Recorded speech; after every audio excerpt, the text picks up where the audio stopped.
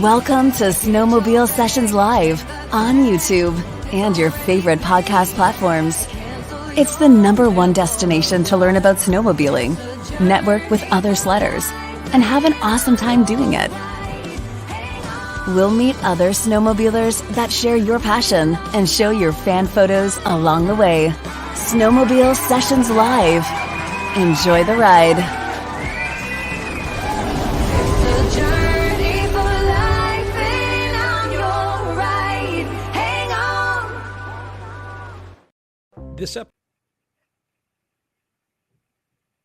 This episode of Snowmobile Sessions Live is brought to you by Energy Power Sports. They're Oakville's full-line BRP dealer with sales and service to all BRP models and so much more. Energy Power Sports always has the fun in store with a wide selection of clothing, parts, and accessories for all your power sports passions. Make Energy Power Sports your source for Can-Am off-road, ATV, and side-by-sides. Can-Am on-road Riker and Spider, including the sporty F3S. Sea-Doo watercraft and Switch pontoon boats. And Alumacraft fishing boats powered by Mercury Marine. Put yourself on a Manitou pontoon or a Widescape stand-up snowmobile. Energy Power Sports is the home for Lynx and Ski-Doo snowmobiles for the entire family. Do you feel the energy? Energy Power Sports, 879 Cranberry Court, Oakville, Ontario, or online, energypowersports.ca. All right. How you doing? We're here with Steve Hamilton, and he's from the GOGEBIC Trail Authority. Did I get that right? You betcha. You got it. GOGEBIC Range Trail Authority. That's awesome. Yeah, well, welcome aboard, Steve, and hope you're doing well. I just want to say a little note from John Luke that the spring orders are going fast, and Polaris has the spring orders coming out tonight as well. But Ski-Doo, if you're interested in, if you're sitting on the fence about the Ski-Doo, they only have a limited supply of smart shocks and gauges. So if you're interested in those specialty items like that, get in there and get your order in right away because they are running out fast. Demand's been pretty high this year from what I've been told. So good luck with it. And we're going to be talking about more of that as we get going through the show. And our friends from Fast Track, of course, are bringing you the fan photos tonight, and we have tons of them. But it's not too late to order your studs. Even if you've ordered a sled for next season, get your studs on order, fasttrack.co, and put the toolkit in your cart with your studs and use the coupon code SNOW, S-N-O-W at checkout, and that toolkit's free. It's $35 value. So there we go. But Steve, so tell me a bit about I just screwed it up. Yeah, the GOGEBIC. GOGEBIC. Yeah, the GOGEBIC Range Trail Authority, we actually just celebrated our 50th anniversary this year, 1973 to 2023. We had an awesome celebration, but their story started in the early 60s, like a lot of clubs here in the upper Midwest of the States. And it started as 2 clubs, and then as it kind of really started growing, the Drift Skippers and I think the GRTA came together, and then in the early 90s, they incorporated and started getting very serious as, the area suffered the mining loss, but the snow tourism was really taking off. And, we maintain 104 miles of snowmobile, designated snowmobile trail in the extreme Western UP, GOGEBIC County, Michigan. And we also maintain about 25 miles of ORV, UTV side-by-side trails as well. So we're a dual sport club, but our main efforts, our main thing is definitely snowmobile trail grooming and growing snowmobile trails. Now, do they run the side-by-sides and ORVs along with the sleds, or is it summer and winter?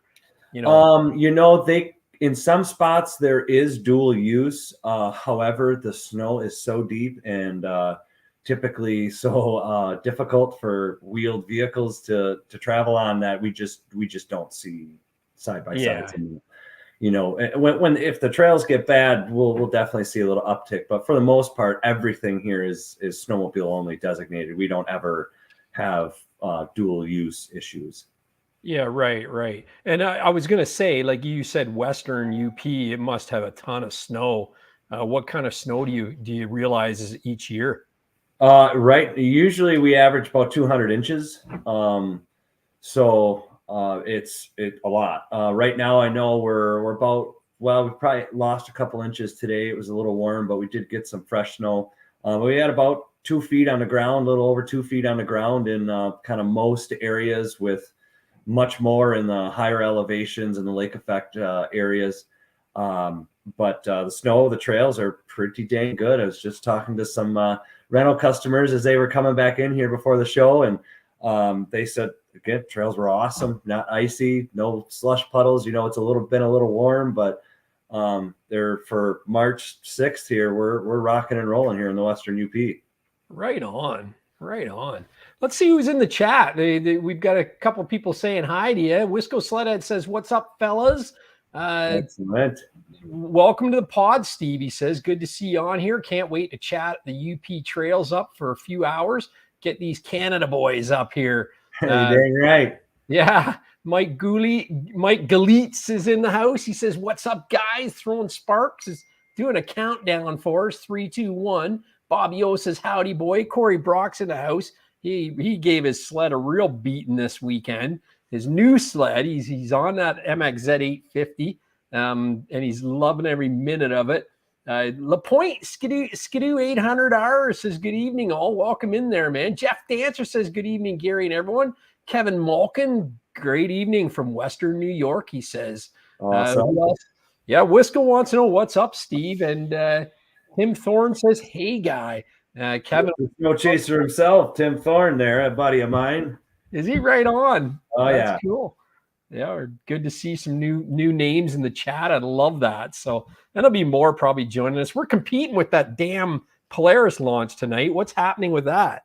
Yeah, I haven't seen too much. With my with the grooming and rental business, we're running about 20 hours of every day, it seems, here. So I haven't seen too much, but it looks like Polaris dropped a new 3 1/4 inch powder track and a 155 and 165 configuration, as well as looks like a bunch of new color combos and things like that. So hopefully I'll get some time here after the show and be able to dive into that a little bit more, but it's they're looking sharp again. Right on. And you're a Polaris ambassador. How did you get involved in that? And tell me about that experience. Yeah, I've got a pretty long history in the snowmobile industry. I was a race photographer and press release writer for quite a few years for Boss Racing, my good buddy Gary Carell up there in Canada. Loved Gary, had a great time, but kind of got into the snowmobile club. I moved to the Western UP in 2015, and I rode the trails, and I was kind of blown away by how bad they were. And I started kind of just listening, digging into it a little bit more. It wasn't what I had ever known. When I was 16, 15, 14, my dad was taking me to Ironwood to stay at Hugo Sarnio's house. He was a full Finnish immigrant, fought the Russians in World War II. Just a awesome man. And we stayed at his house, and I just fell in love with the UP culture and the snow. I couldn't believe how tall the snowbanks were. I mean, there's 6-foot snowbanks everywhere. It was just, as a kid, I was just like, man, I gotta find a way to try to live there someday. And ended up getting up here and kind of discovered the trails needed some help, and attended an emergency meeting with the Michigan DNR and local stakeholders. And I was one of the few people there with a laptop and taking notes. And I, by the next couple of meetings, I was voted in as president, and we just kind of hit the ground running. And as I got involved, I saw the Polaris Ambassador Program come to life in 2016, 2017. And I put an application in, and I just said, it's very important to the sustainability of the industry that our manufacturers really start supporting the trail heroes, that are out there giving up their sleep, giving up their weekends and nights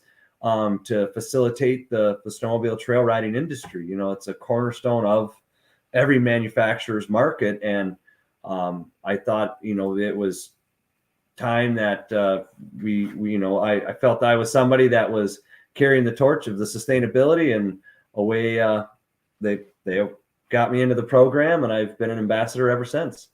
That's right on. I was gonna say you're really young to be head of a club, like even the snowmobile club. Like that's and you just answered that question, that kind of thought in that story.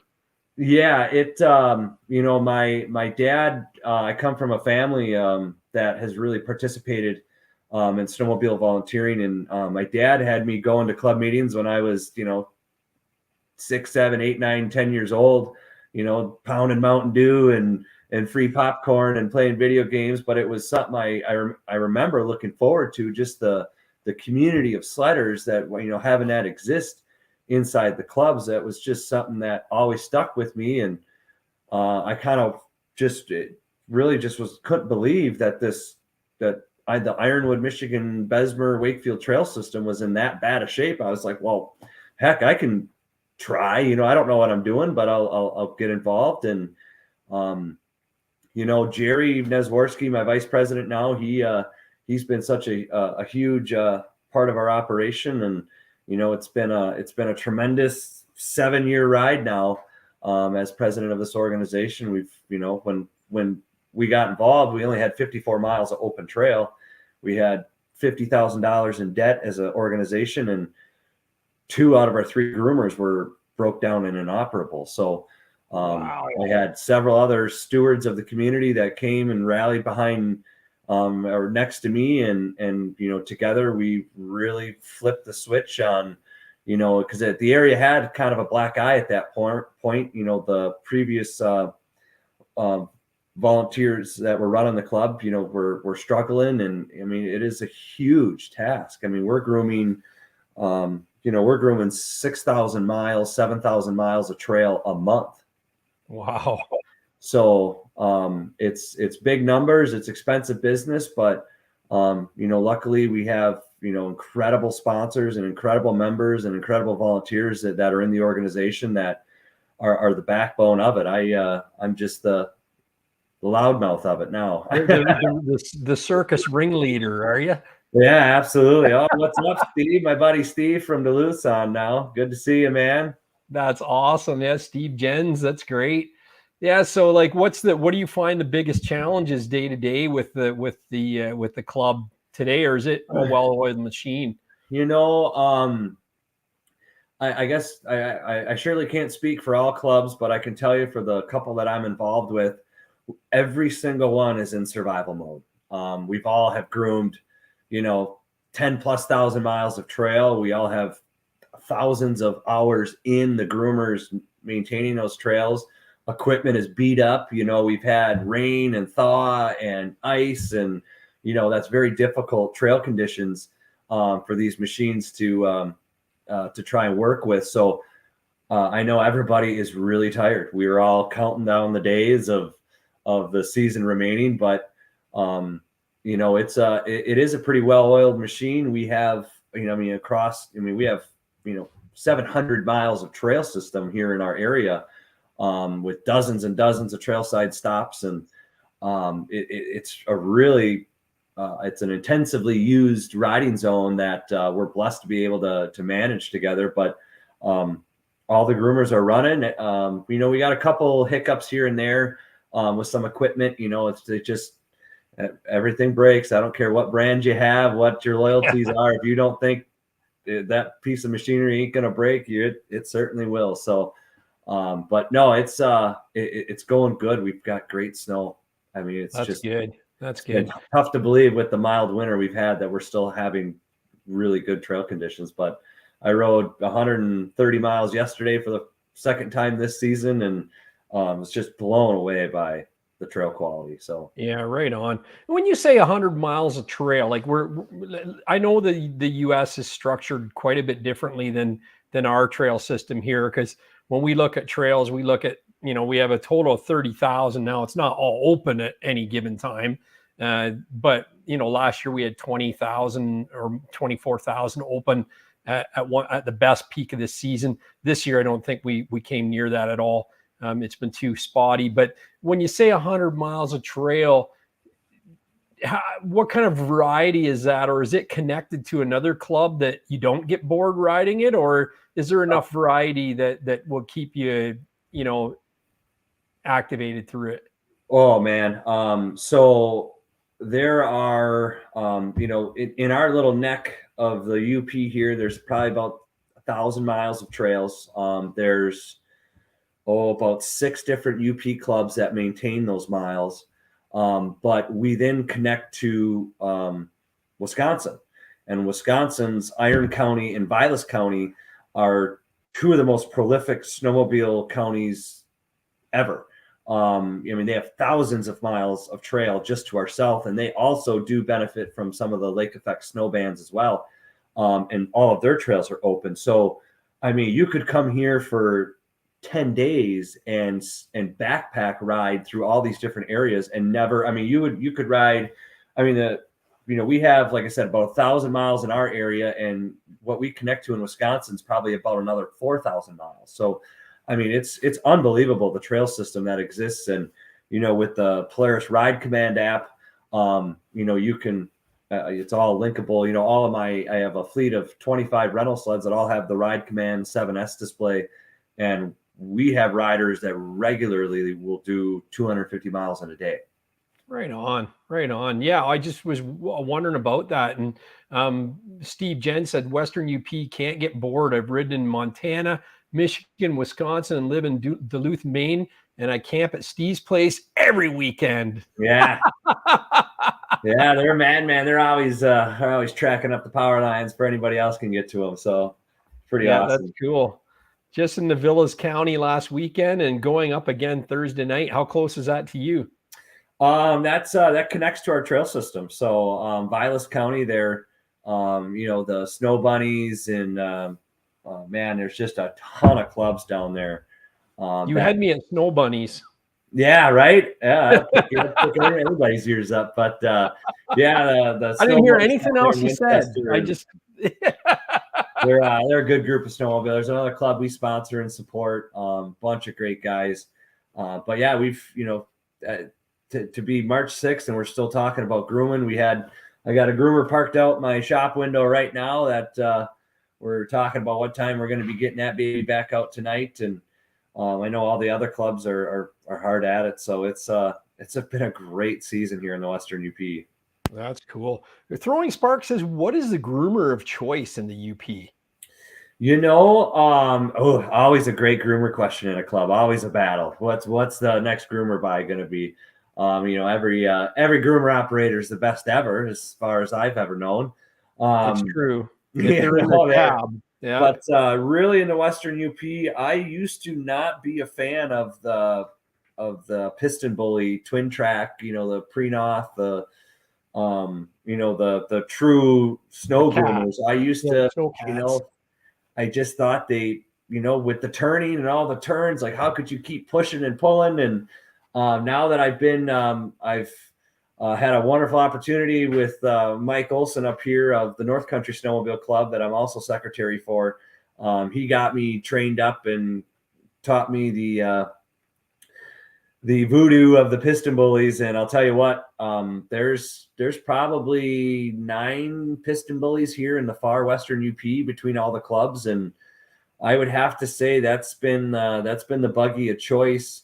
After that, it's definitely been, Case or, New Hollands, big tractors, 210 horse or 230 horse New Hollands.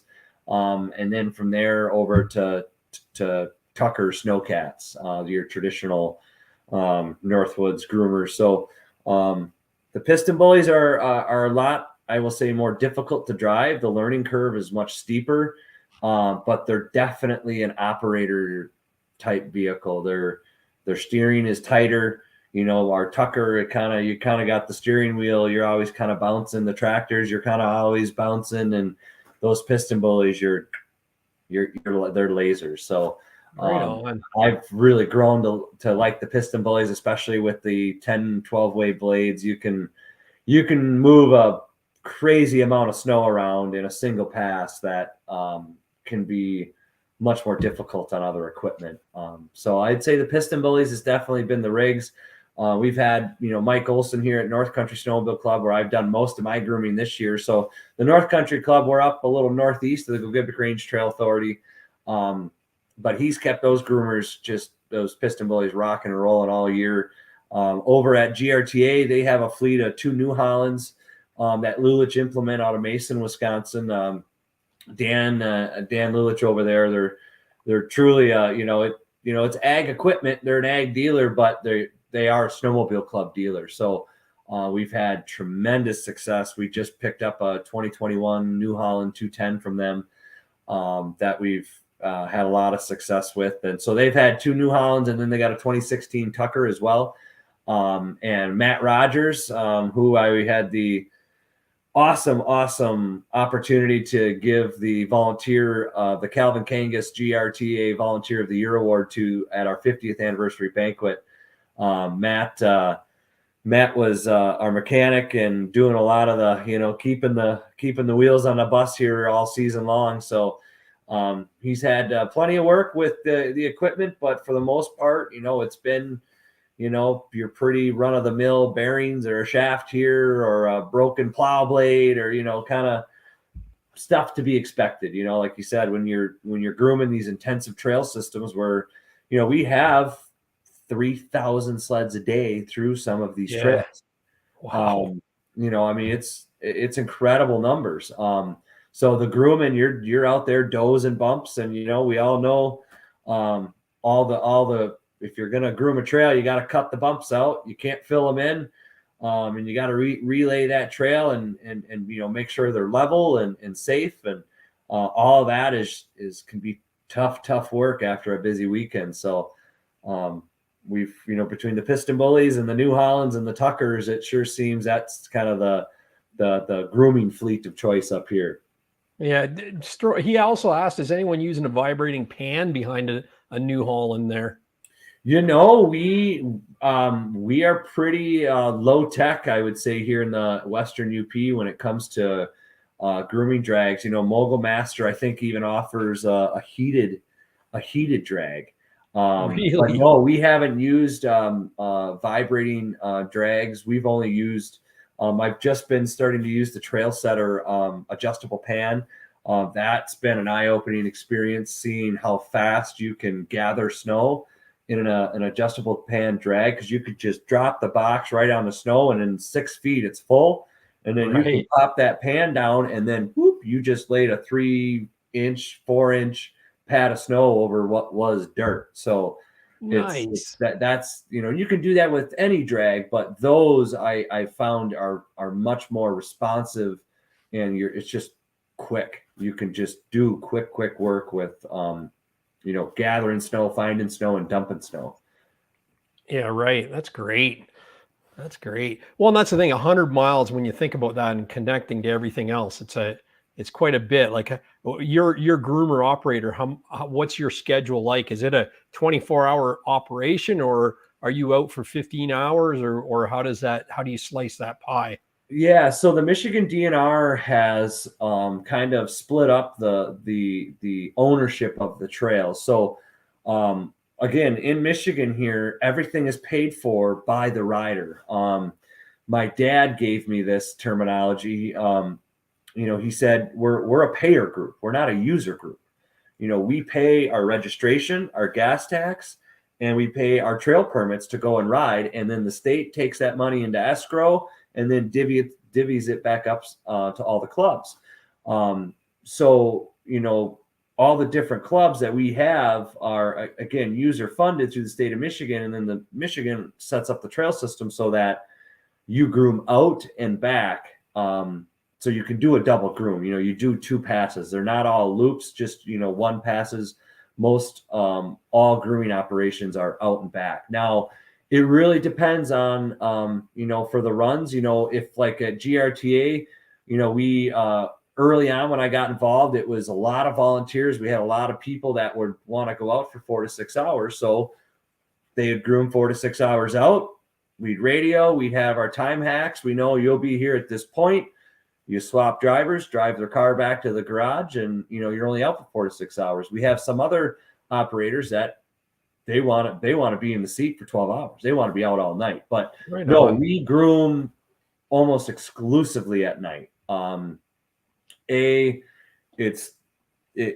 if I have very staunch opinions about day grooming. I think it's a waste of time in most cases. You're not getting the product that riders are seeking, which is a trail that's going to hold up for as long as possible throughout the day when It's people are just riding. too many sleds, and they're just trashed. Like immediately after you pass 4 Yeah. sleds, they're Yeah. gone. Like So I seen it on the weekend. They were grooming and it was slush, and it's like, just wait till like 3 more hours the sun set, and you could have got a much better product, less traffic. Exactly. And that's really what you see here in the Western UP is we've had some breakdowns, and clubs will get behind and they'll have to go out on a trail that is safe to day groom. But for the most part, everybody's running, about 7, 8 o'clock, they're heading out, and usually by 4, 5, 6 a.m. they're coming back in, and it works really good. It provides an exceptional product. The longer that trail can set up without any disturbing traffic on it, the longer it lasts throughout the day. So when you have the traffic like we have, and you have the scenic destinations, like at GRTA, Matt and Jerry and McCabe and Scott and Greg and a whole bunch of guys helped build a 20-foot tall teepee.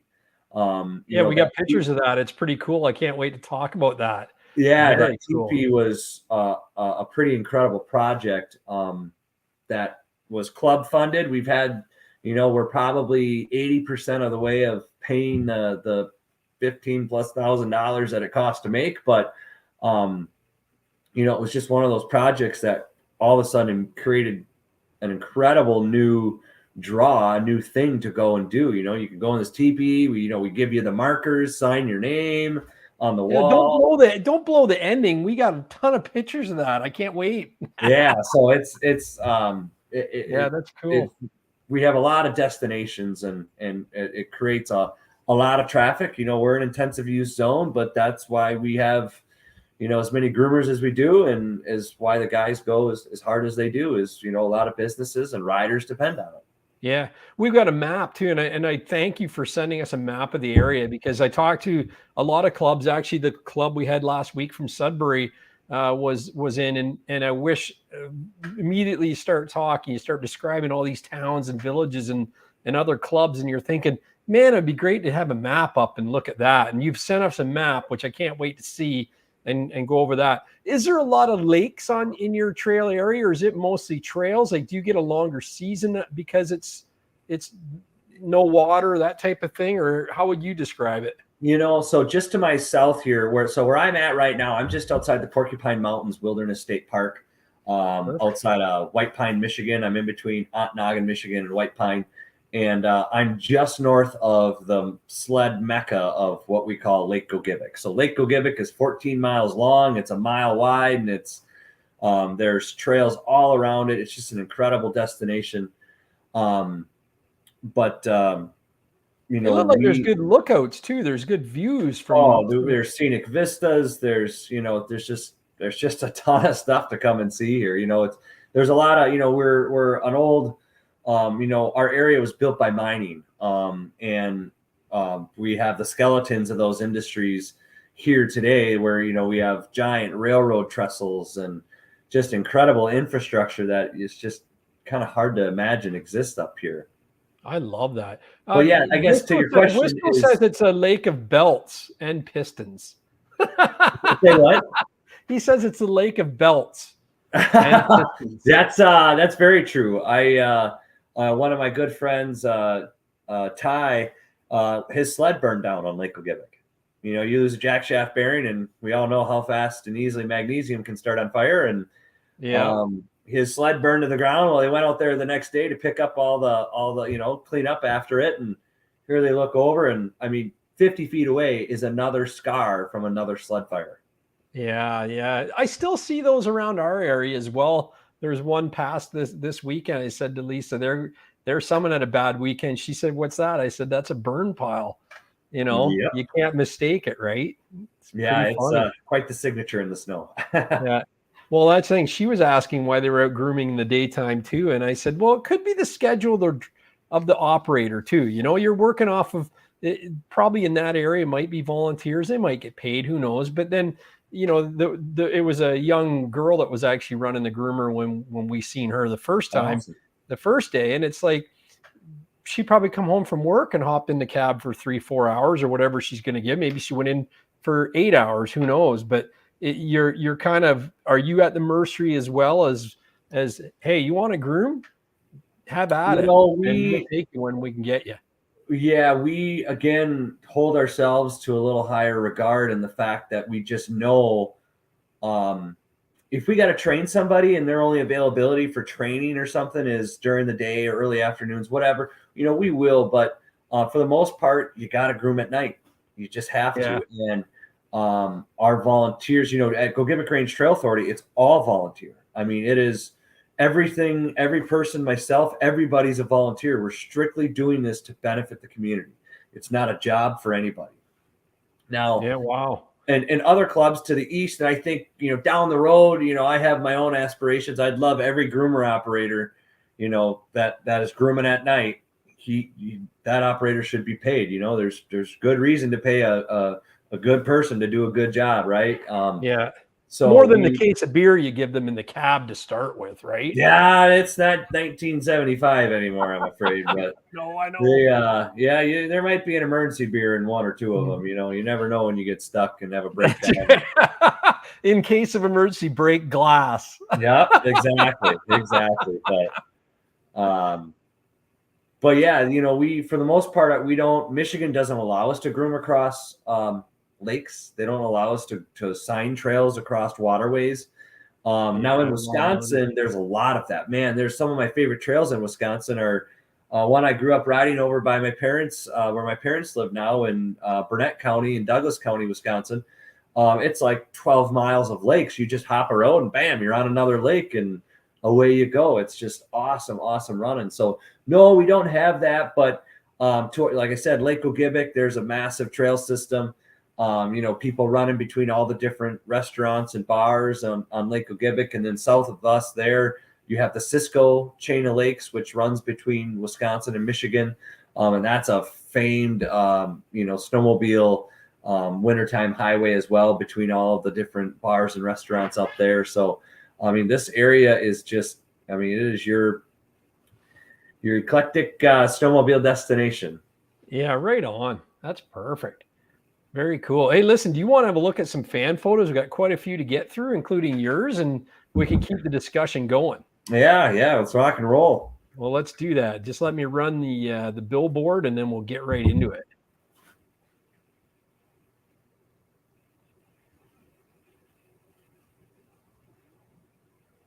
Fan photos are brought to you by Fast Track Snowmobile Traction. This season, quit sliding sideways on the ice and losing races to your buddies. A Fast Track stud kit will help you with improved braking and give you the arm-ripping acceleration you crave.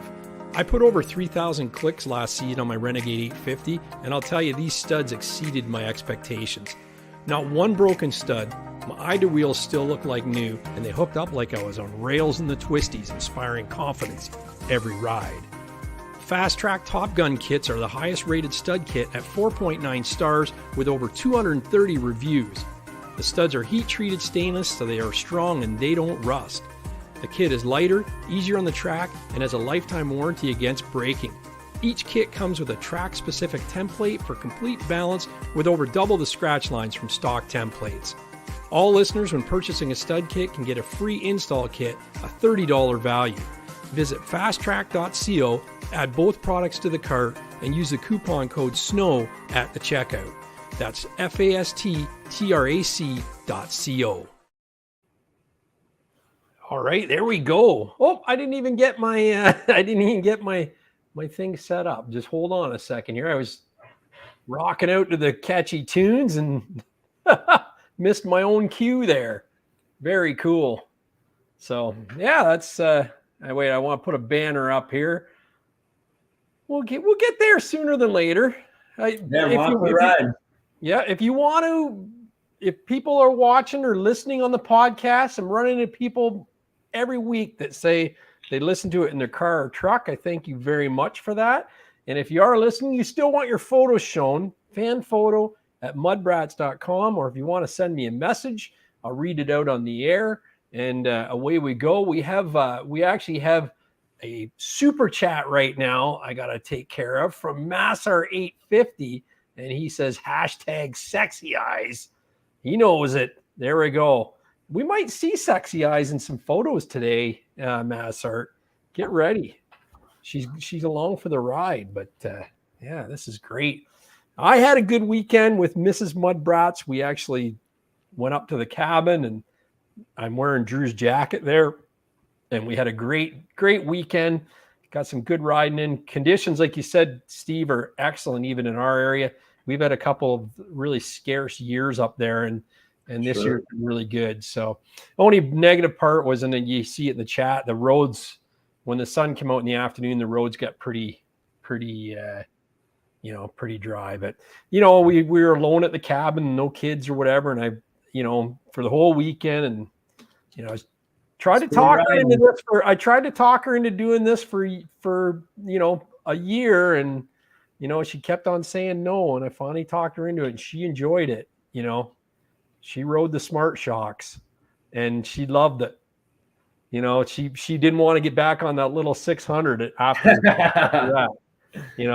Didn't want to give up the old Renegade, but so I had to wait to the end of the day, and I got to take it out myself at night. So there you go. Yeah.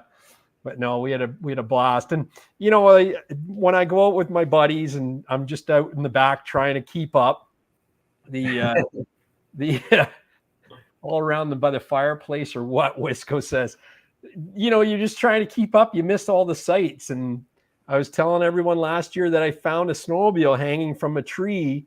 It's an old vintage sled that I've never seen before, and it's probably been hanging there for 10 years.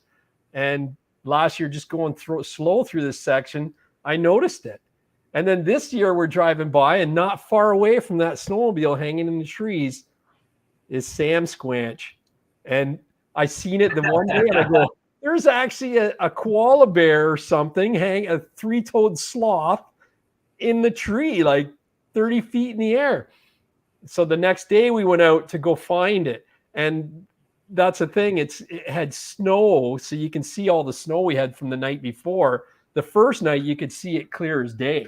Sure. And it's all moss covered and everything. So it's been up there for a long time. So what I'm going to do is I'm going to actually start taking GPS coordinates, and I'll actually post it on my socials. And I know you guys would love it. Like I see a lot of people go, hey, I ride Mary Lake area, or I ride this area. And I can give you guys a little bit of coordinates to where to find these things.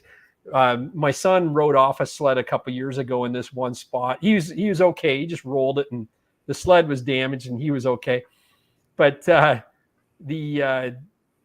there's a sign I put up for Drew's ditch, we call it, where he went in the ditch and rolled it. Nice. And one guy actually messaged me last week on through YouTube, and he said, I've been watching your videos for years, and he finally pieced together where the sign was, and he found it. Nice. And I'm talking again, he must have been really keen eye on what bends were going on and what's after it and what's before it to actually locate that sign. So very cool. So if you can find this, you're even better than that, because when we went back the second day where I thought I seen it, it was a lot closer to home than our cabin than what I thought it was going to be. So just to give you an area, it's somewhere between Fred's Place and Baysville, and that's all I'll say. So go out and hunt down the elusive Sam Squanch, and let me know when you find it. You guys have lots of treats like that in your area? Oh yeah. You got people that have big 4 foot by 8 foot plywood cutouts of the old Sam Squanch in the woods, and we have a few broad trees, of course, a few broad donation trees hanging out in the woods. Oh, cool! I love that. That's very cool. That's like what do they call that?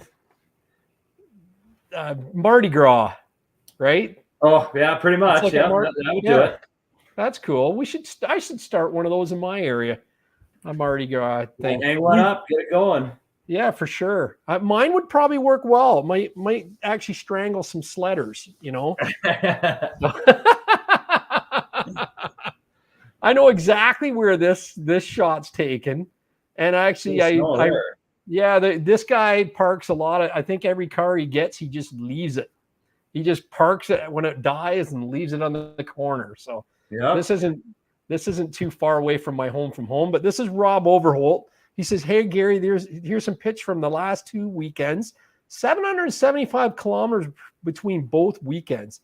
I bet you never seen a Toyota Prius tow a snowmobile before. We're going to probably see that. And forgot to mention the lookout is from the Dorset Tower that we're going to see. So I know Awesome. exactly where this one is. And there's his nice XRS, which I love that color scheme. And then here's some. This is along on the way to Dorset too, I believe. Lots of water coming down the rock. Very nice. And here's from the Dorset Tower. It's a great spot. It's a old fire tower. They've actually very cool. Was closed during COVID, and then they hung a whole bunch of 5G antennas on it. Of course. So they kind of ruined the look of it. I've got a drone video of it on my channel. It's Dorset. If you look at it's abandoned tower or something I said, but it's hardly abandoned anymore. It's open up. If you want to go up there and get radiated, you can climb it for sure. It doesn't look like he did. It doesn't look like he did because there's no pictures. Maybe it was closed again. Who knows? Yeah, get your cancer treatment up there. Exactly. Yeah. Or you'll get it. That's for sure. You'll need treatment. Yeah.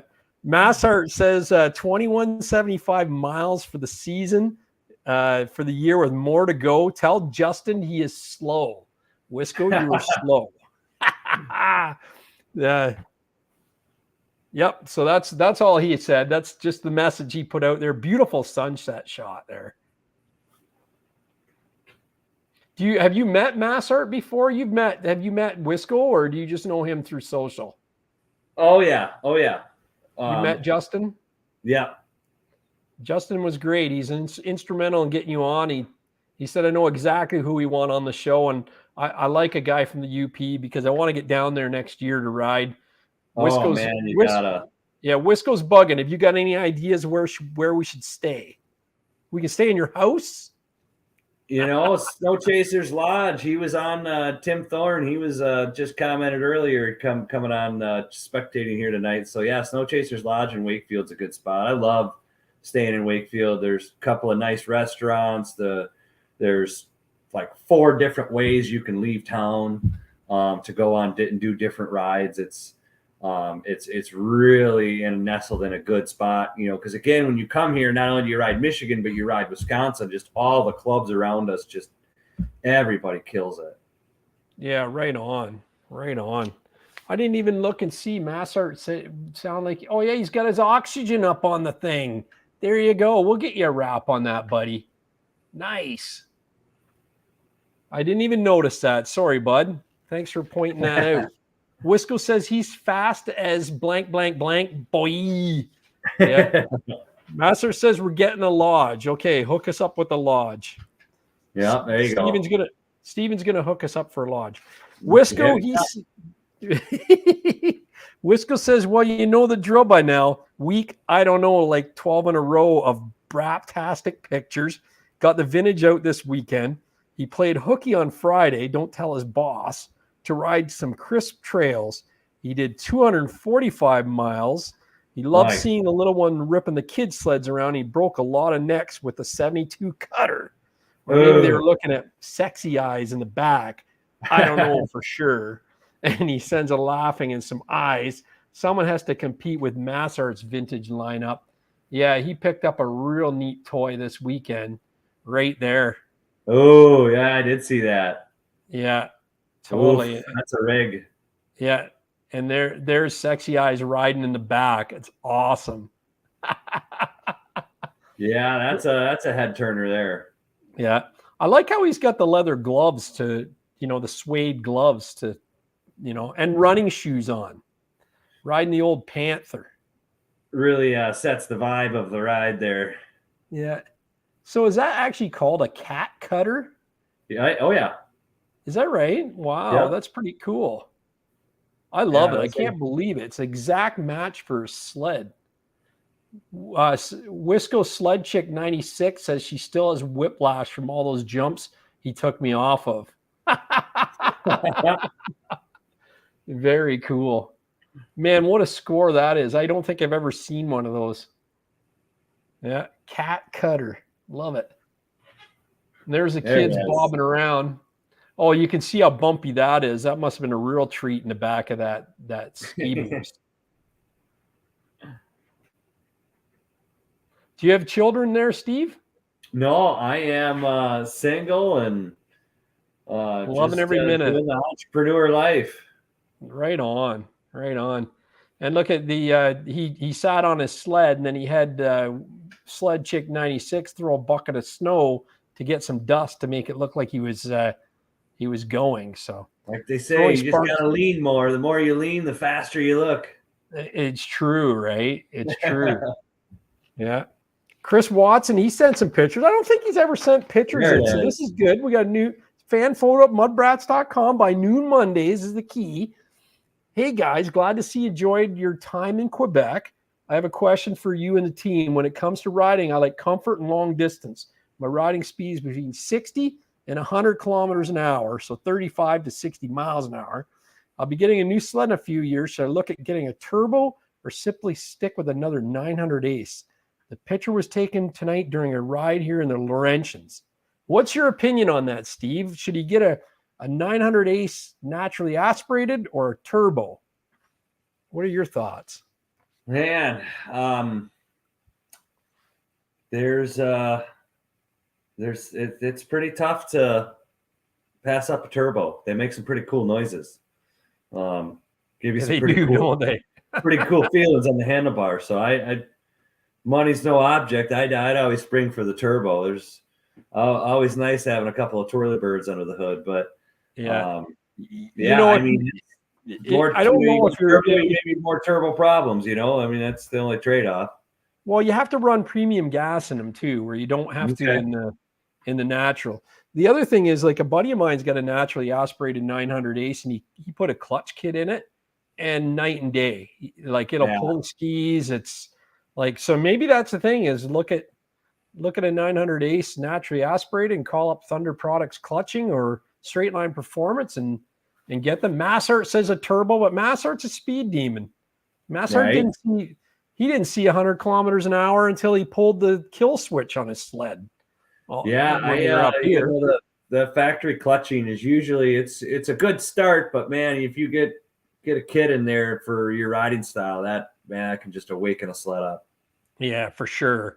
No, that's the thing. I think you have to make that decision yourself, Chris. There's the 900 turbo is a beast, and it just spins and spins and spins, and it'll lengthen your arms and put a grin on your face. But if you're just a cruiser and you want to run pump gas and have some good economy, then maybe the 900 Ace is a way to go. Give John Luke a call and he'll help you out at Energy Power Sports. Make that decision soon. No, definitely I would get smart shocks no matter what you do. Get an XRS with smart shocks and the big gauge, and you can't go wrong, right? He's from La Cruz Snow Chasers. I hope I said that right. Creux.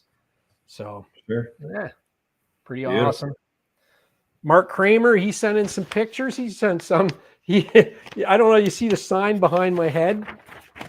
It's called the Oh Shit Hill. He said the first two pics of the D trail heading over to Espanola, the hill is named the Oh Shit Hill. It's pretty steep for sure. These pics are heading out of Manitoulin Island on Georgian Bay. The day was unbelievable. It was perfectly flat and a lot of fun. And then he also sent me in some pictures from Mont Laurier, March 1st to 6th. There's that hill. Look at that. Oh, sweet. That's a nice one. Yeah. Now that's the thing. Like I've never snowmobiled in the U.S. and the one thing that the Wisco boys said is they love the elevation changes in Canada here. Yeah. What kind of elevation changes? Like, do you have things like this, or are you more? Oh yeah. Yeah, I mean it's pretty mild. You know, our mountains are ancient and eroded, so they're you know, a couple 100 feet. You know, we'll have you know, at GRTA, one of our old trails, it was about 600 feet of elevation change from the bottom to the top. So, you know, that's pretty good for the Midwest. But no, we don't. You won't be traversing 1,000 or 2,000 feet, you know, anything like that. But we are right in the up here, they call it the Trap Hills. A little further west, they call it the GOGEBIC Range. You go into Wisconsin, they call it the Pinocchio Range. And there's some very nice hills with some awesome twisties. Trail 13 from Berglund to Greenland, Michigan, is one of our favorites. It's called the Pioneer Trail in the summertime, open to ORVs then. But it is 90-degree turn up and down, and just a beautiful, beautiful run. Cool. Very cool. Yeah. Massar says 1,000% smart shocks. Yeah. And Dominator, he's from the UP. He said, nice to see the Midwest represented here. All right. I love having you on, man. Like, this is what we need. It's been Canadian. It's been a lot of French and Quebec and on the show this year. And well, you definitely got the red, white, and blue guy. I can tell you that. That's usually that's my riding suit, is a big nice red, white, and blue suit. Nice. There's a nice lake shot. I wonder if their Arctic cats. I wonder if their Arctic cats broke down. They're just trying to get home. Yeah, is that an Arctic cat rider walking out there? I think it's an FXR suit. This is on the top of Devil's Mountain in Quebec. I recognize that lookout. I don't think he's. Yeah, there's some cool riding up there. I'd love to get up there someday. Yeah, we're talking about going back. We went there early in the year, and we want to finish out the year with a big ride. So cool. We'll see what happens. Yeah, we're talking about going back. Don't tell my son though. He wants to go. Well, I'm sure. Yeah. He's hoping I don't sell his sled, but we'll see. Yeah. I emailed a few photos of the area near Steve. Okay, I'll pull those up. It sounds like Rob Overholt sent a picture of that Prius towing the sled. So I want to dig that up anyway. So there we go. We got some 900 turbos sitting there. That's cool. Ask Mark Kramer. He's in the chat what he thinks, Chris. And there's Miko's. We've been there too. It's kind of neat to see these places and recognize them. You know, say I never would have thought I'd ever be to Quebec, and I got there this year in this exact location. So that's very cool. That's your typical Quebec trail right there. Isn't that cool? Okay. Yeah, ours are a little tighter over here. They're a lot. You're more 11, 12 foot width. Yeah, they're not all wide like that in Quebec, but there's quite a few of them that are, and that's smooth. They're nice. They're the super highways. Yeah. But look at the view there. Like you're in the mountains here, and apparently that someone commented on my video saying, if you think that's a good area, you got to go to this other area because the mountains there make this one look like anthills. Yeah, very cool. That's pretty cool. Can't wait. Yeah. And then Sled 519, he sent in some pictures. He said, "Hey Gary, here's some pics of myself and the boys from our trip a couple weeks back to the Carl Cooster Mountain Park in Sycamus, BC. The snow was deep, pow was plenty, and the stucks were numerous. We were riding, 2023 G5 Summit Expert 165s. Nice. Mainly riding the Blue Lake and Owlhead zones." That's from Mike Perovic, Sled 519. Right. He's got some great shots. I was drooling over these when he sent them in. I rode with him last year, so I thought he was just sending me a buddy message, and he sent. I don't know. He might have a few less stucks on a Polaris. I don't know. Yeah, possibly. Who knows? I don't know. Do you do much backcountry mountain? There must be opportunities there, right? I am situated a mile outside of the Ottawa National Forest, which is a 1 million acre national forest, and it's open to off-trail backcountry riding. My good friend Corrine Caldwell, she runs Basic Elements clinics, and I actually just 2 weekends ago we held a women's only backcountry clinic up in Houghton, Michigan, and So yeah, we do a lot of backcountry riding. There's a ton of terrain, great snow. It's a huge backcountry riding scene here as well. It's almost rivals the trail scene. It's sometimes. Nice. I love that there's legal off-trail opportunities, right? Yeah, and they're plentiful. What's regretful is a lot of boneheads see a pipeline or a power line or something like that, and they just like, oh, that's public land, and no, that's somebody's private property that company has an easement over. And so we still have some problems with people not really doing their homework and knowing before they go what their plan is, where they're going to go. But with like the Polaris Ride Command app, if you have that 7S display, it's right in front of you. You know who owns the land. So it makes it really easy to know, can I go down that road? Oh, yep. Yes, I can. It tells me. So, but yeah, it's getting better, but it's still a hurdle. Yeah, no, that's one thing we don't have here is really any legal off-trail opportunities. So you get that, and I don't know about your area, but we have a lot of private like landowners, and we lose a few of them a year because of stupidity. What's it like in your area? Is it more corporate land? Is it crown land? I guess that's what they call government-owned land, or is it private? So like I said, I'm just outside a 1,000,000-acre national forest. So that's I like to call that my land, your land. That's public land. So that'd be crown land is what we call that, right? Owned by the crown. Yeah, it's federally owned, I guess. But it's open for public use. So yeah, we have a lot of state-owned land as well, owned by the state of Michigan.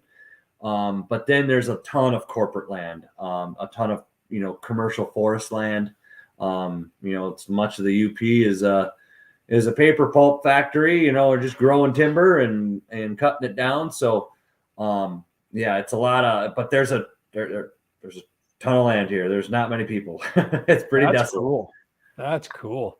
So this is them standing. There's a group of 4 guys and thumbs up and big smiles, and Mike's on the left in this photo here. Very nice. Big paddles. Yeah, good view overlooking mountains and everything. They don't look like they're having fun at all. Yeah, it looks like a bad time. Yeah, I'm glad they didn't invite me. I wouldn't have went. That's it, right?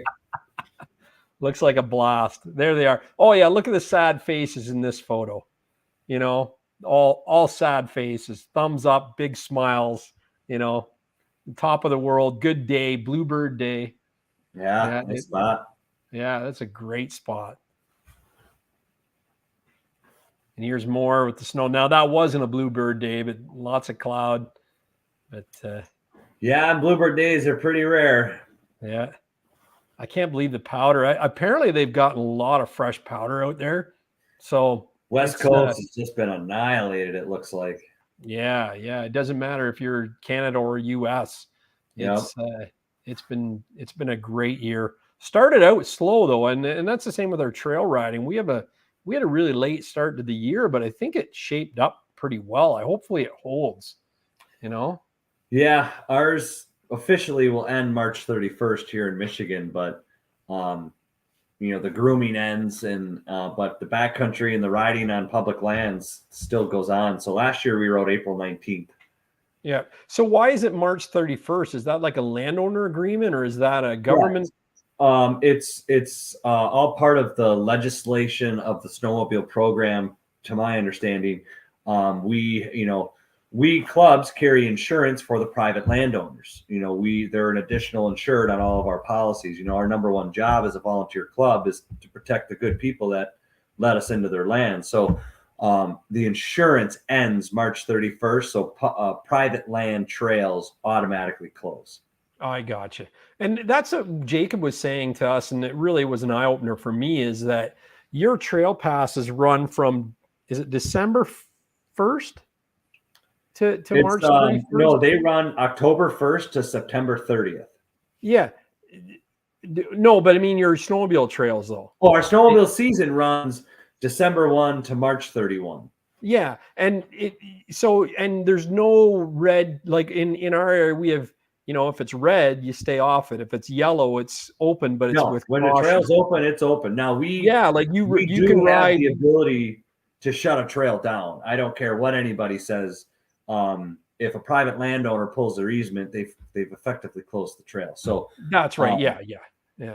But what you do have is state-funded trail, which is it's open. You could drive a snowmobile on it in June, July.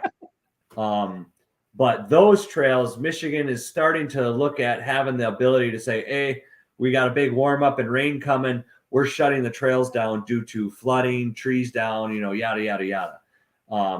So they're looking at doing some changes like that. But for the most part, once they're open, they're open.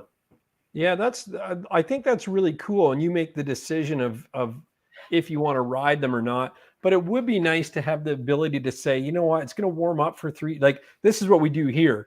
It's going to warm up for 3 days. We're going to keep you guys off the trails to maintain it. And then we're going to reopen.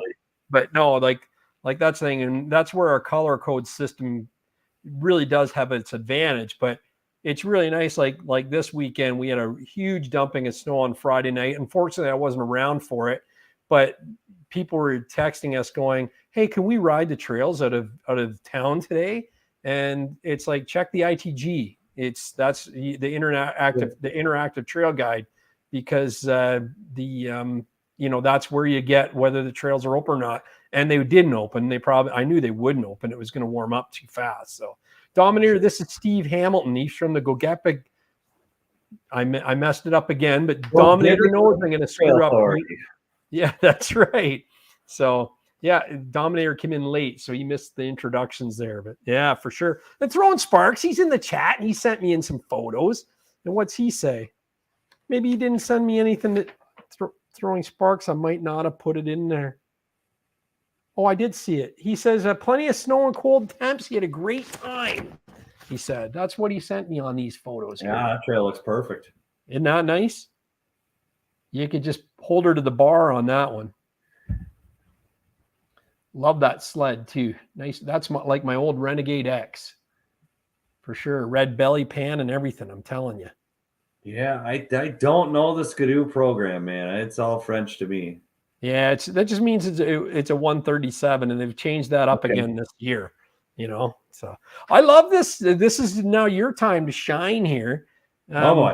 What's the statue? Is that your area?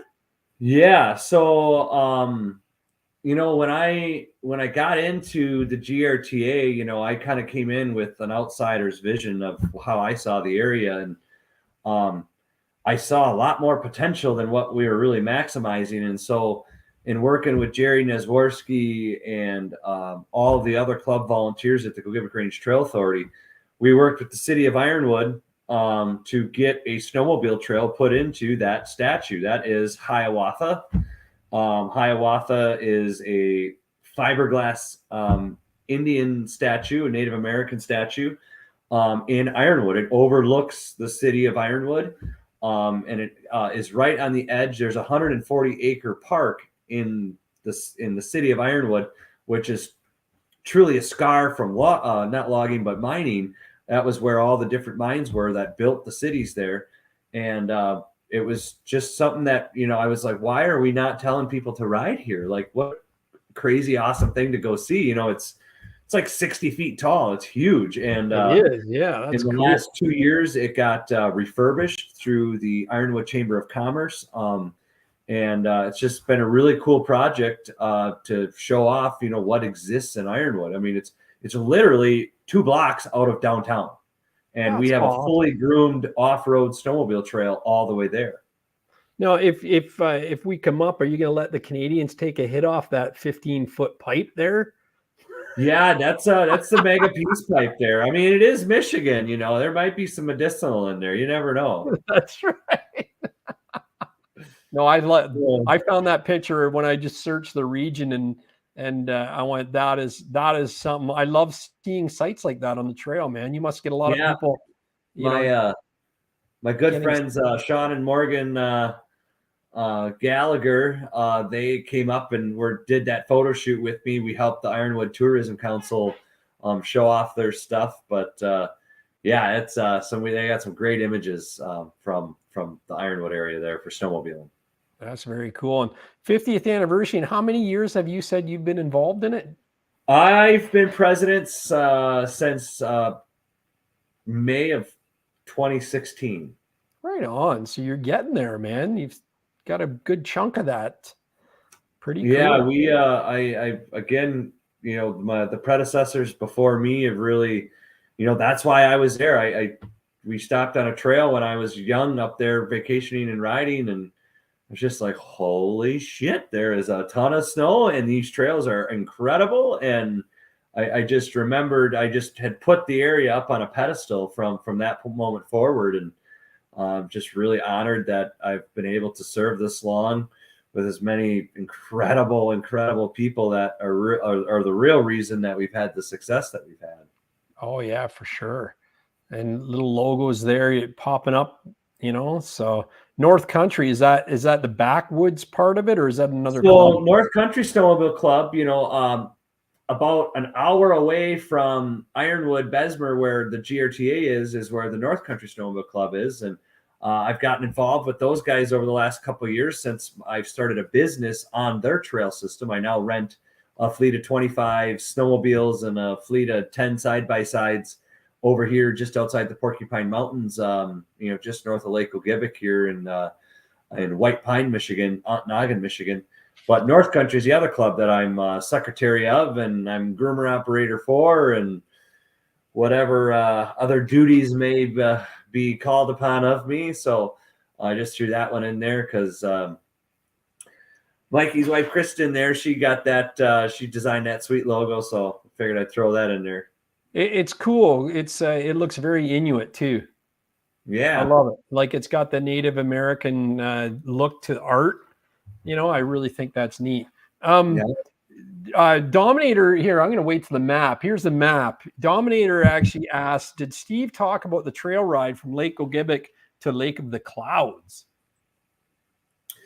Yeah. So, this is, I guess I kind of accidentally sent you more of an off-road map that's missing a bunch of snowmobile trails. That's all. This is the ORV map. Yeah. Yeah. Right on. The bright green there is the Ottawa National Forest, and you can kind of see where our adventure park is, where my rental shop is, where I am now. We're sitting on 1,002 acre parcel of land that butts up to the White Pine mine. So we got some trails and a whole bunch of different stuff there. But, Lake GOGEBIC up to Lake of the Clouds is really a pretty famed ride. Lake of the Clouds is a rock escarpment inside the Porcupine Mountains Wilderness State Park. It has incredible expansive views. You can see over 20 some miles over to Copper Peak ski jump. The Ironwood area, I mean, you can just see forever. So it's definitely one of those places that if you come to the Western UP, you go see Lake of the Clouds, you do the Lake GOGEBIC run, you go see the teepee in North Ironwood, you go see Hiawatha, you go see all the other lookouts, and there's just a ton of trails. It's like I said, it's a very desolate region, but you'll be riding for a half hour to an hour, and then here's a random bar and restaurant in the middle of the woods on the corner of some road. You're just like, holy cow, where are we? So it's a very special area. Right on. Noble Shot says, laugh out loud, Olo, hello, shout out to Ontonagon, Michigan. There's been many times seen there, many times 7 been there in the past 5 years. Hopefully maybe one day I'll go see Lake of the Clouds again. Yeah, it's a pretty special spot. You kind of got to pick it when it's the weather's good. Yeah, right on. You can go up there and be like, well, it's dumping snow. I can see it's a cliff. Well, I guess that's about it. Yeah, Steve, and I got a pic of McCabe peeing off the top of it if you ever need that in a photo. Yeah, I think we could use that for the old blackmail arsenal. That's right. Yeah, we'll refrain from showing that. Knowing my friends, they got probably just as worse stuff. So yeah, that's right. Here's a couple of shots of the groomers here. Yep. So we got the tires on it there. Normally we're running a Susi track kit on that T7 210 New Holland. But that's the new bay. One of the accomplishments that the club has been able to do was build a second bay on our current groomer garage. So now we can have two groomers sitting in thawing bays overnight or during the day while from their overnight groom. So we were pretty proud of that. It was 60, 70 some $1,000s to get that done, but really gave the club a great platform to grow from and do a better job of grooming, being able to keep that equipment inside. Nice. And did you say you run 3 groomers still, or did you have a We larger? do. We run 2 New Hollands and a Tucker Snowcat at GOGEBIC Range Trail Authority. And then up here at North Country, we run 2 piston bullies and T7 210 New Holland. Wow, that's Everything's on tracks, of course. That's a good collection for sure. You said that it's all funded by it's a people. The trail permits buys our groomers. So yeah, at North Country here, we got a brand new groomer this year, a 2022 piston bully. GRTA, we had a brand new groomer at the end of last year. It was a 2021 T7 210 New Holland. So all of that's paid for by the snowmobilers. Nice. And fuel as well, right? That's all budgeted out of that. That's all budgeted, part of the program. Yeah, it's a pretty unique program. Now, they don't pay for groomer barns. They don't pay for tools. They don't pay for oil changes. They don't pay for, lights and saws and everything that you need to have with you in the groomer. So, we have a lot of auxiliary lighting so we can see what we're doing at night. None of that's paid for. That's where our sponsorships and our donors and our volunteers really come into play. Do you do fundraising events as well, like shows and? Yeah, we just had a huge gun raffle. That was our first one. Karen Gullen in our club, her and Jerry, her husband, did that gun raffle. It was the biggest fundraiser we've ever done to date. We did the drawing at our 50th banquet here in January, and it was it was awesome. I am so thankful to them. Karen and her friends definitely carried us through. The crew was pretty busy with grooming, and we were very blessed to have her efforts there. That's cool. Yeah, because that makes a big difference, and especially if you have a fairly long season like that, you probably have more opportunity to fundraise, right? Yeah, it was. It was. I mean, we had over 100 people there. We figured we fed about 140. And it was just an awesome party. Yeah. Now this view you're sent here is pretty amazing. So that's what we call Old Baldy. That is about 5 minutes from where I'm sitting right now, and it's actually looking across a huge valley over towards Lake of the Clouds scenic overlook. So that's a spot where guys take their snowmobiles up and park them right on the edge and take their Instagram picture every day and then post it up online. It's a pretty awesome little spot. I thought you were calling me Old Baldy. I know, right? Offensive place. It's we're waiting for the cancel culture to make us change it, but until then, is it actually baldy, like bald, like this?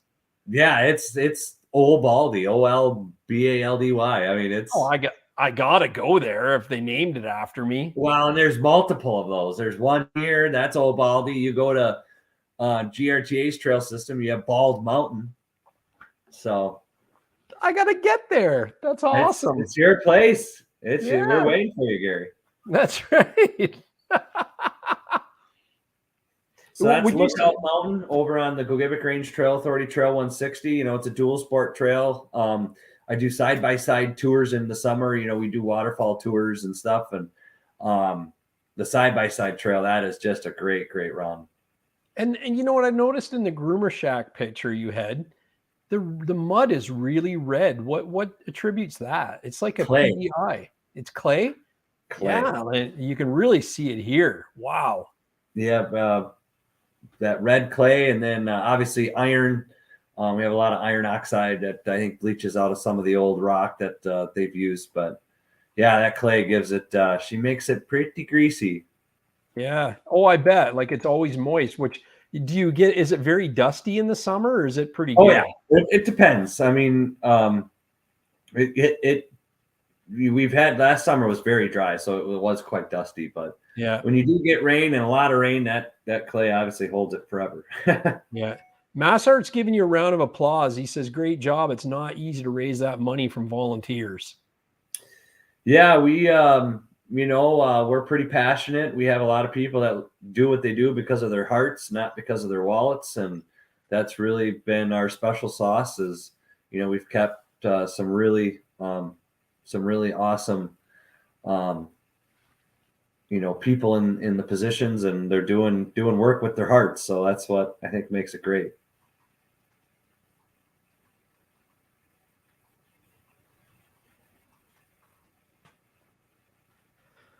Yeah, that's very cool. And that's the thing you sent me, that like, would you say the volume of traffic for ORV, is it equal to sleds, or are you getting way more snowmobilers up there? No. The ORV market's definitely in its infancy compared to snowmobiling.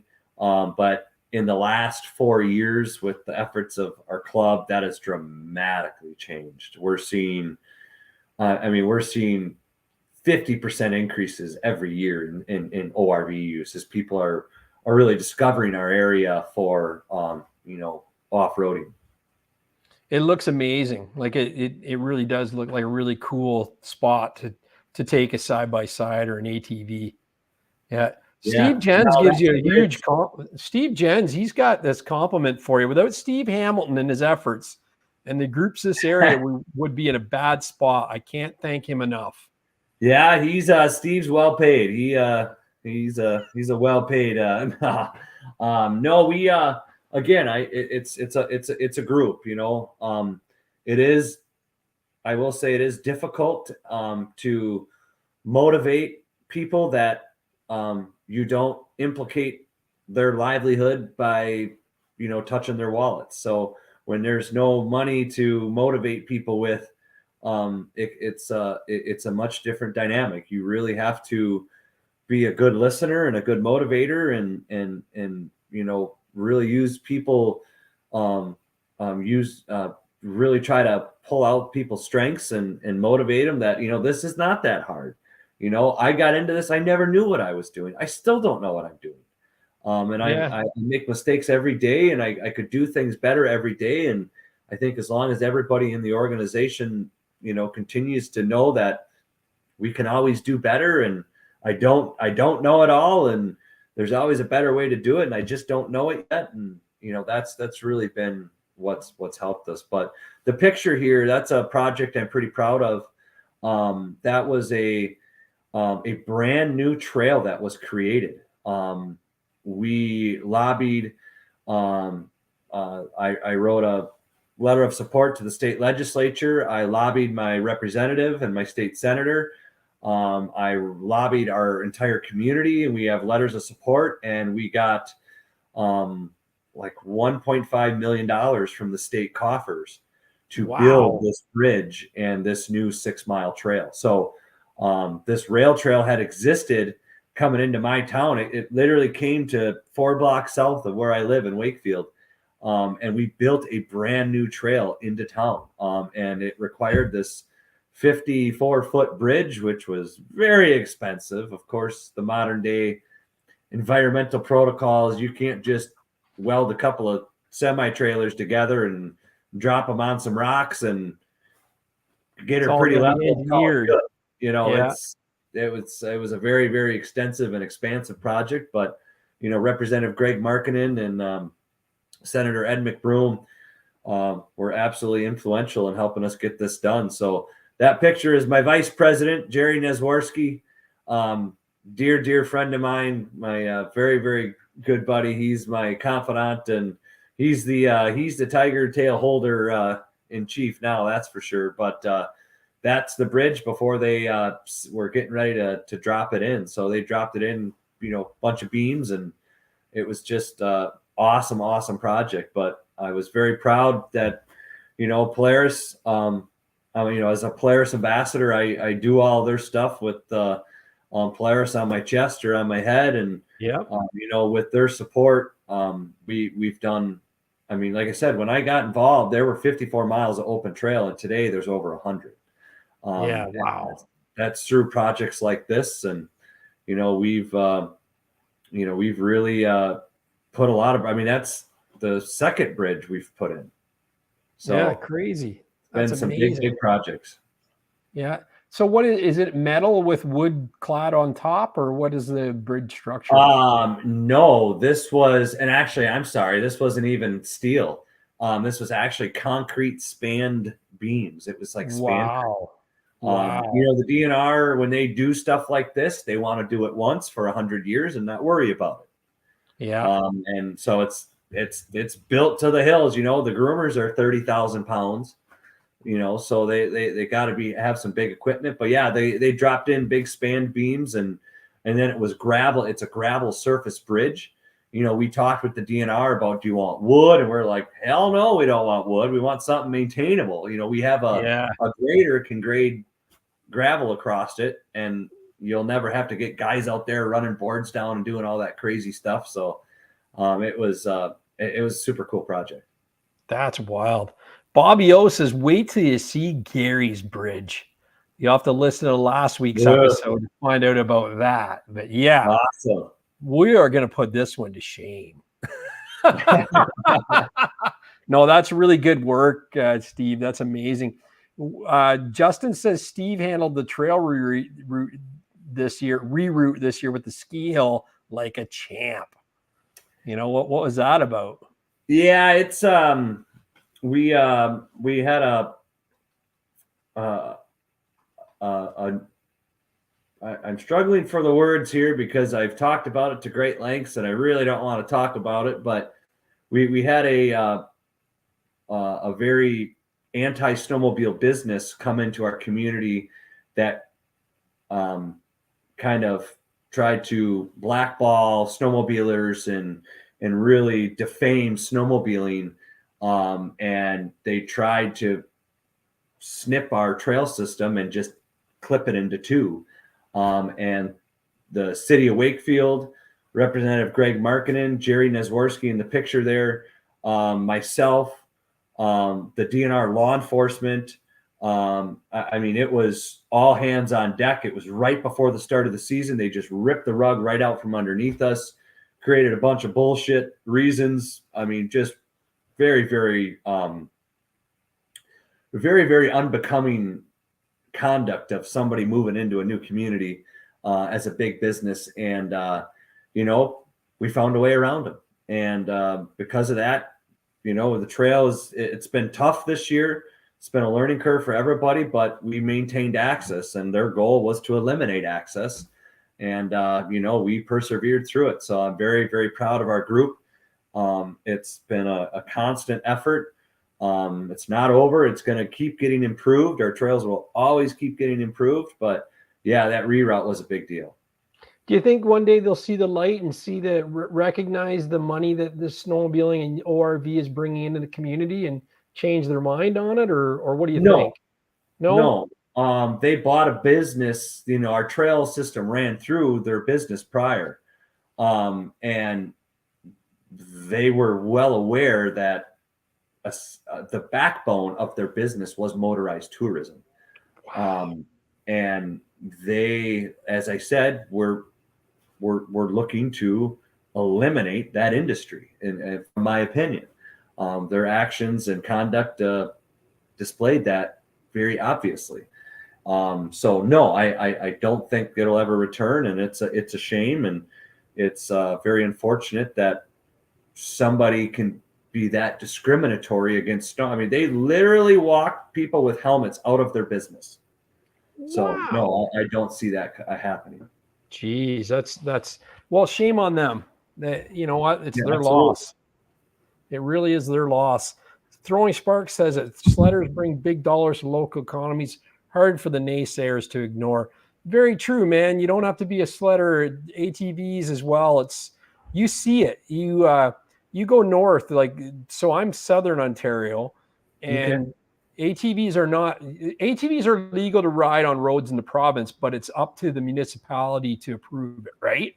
So basically south of Highway 7, so it's getting northern, it's not southern Ontario, I would say. You can't ride ATVs around towns. It's against the law. But if you go north of 7 and up north, ATVs are allowed to ride on the roads. There's no issues. There's you go into these towns, even like Port Sydney, where my cabin is, there's ATVs side-by-sides parked at the store getting pizza. There's ATVs at the gas station. People are using the businesses at restaurants, all that kind of stuff. So it's, you know what? You shut them down, they're not going to go out. It's all part of the destination, right? Yeah, and that's they travel well. Yeah, oh, for sure. Yeah, someone said, rumor has it the new ski resort owner lost $250,000 between Christmas and New Year's over last year by giving sledders the boot. I hope that's true. I can only imagine so. Yeah, I hope that's true. Even half of that's a big chunk of money. You know what I mean?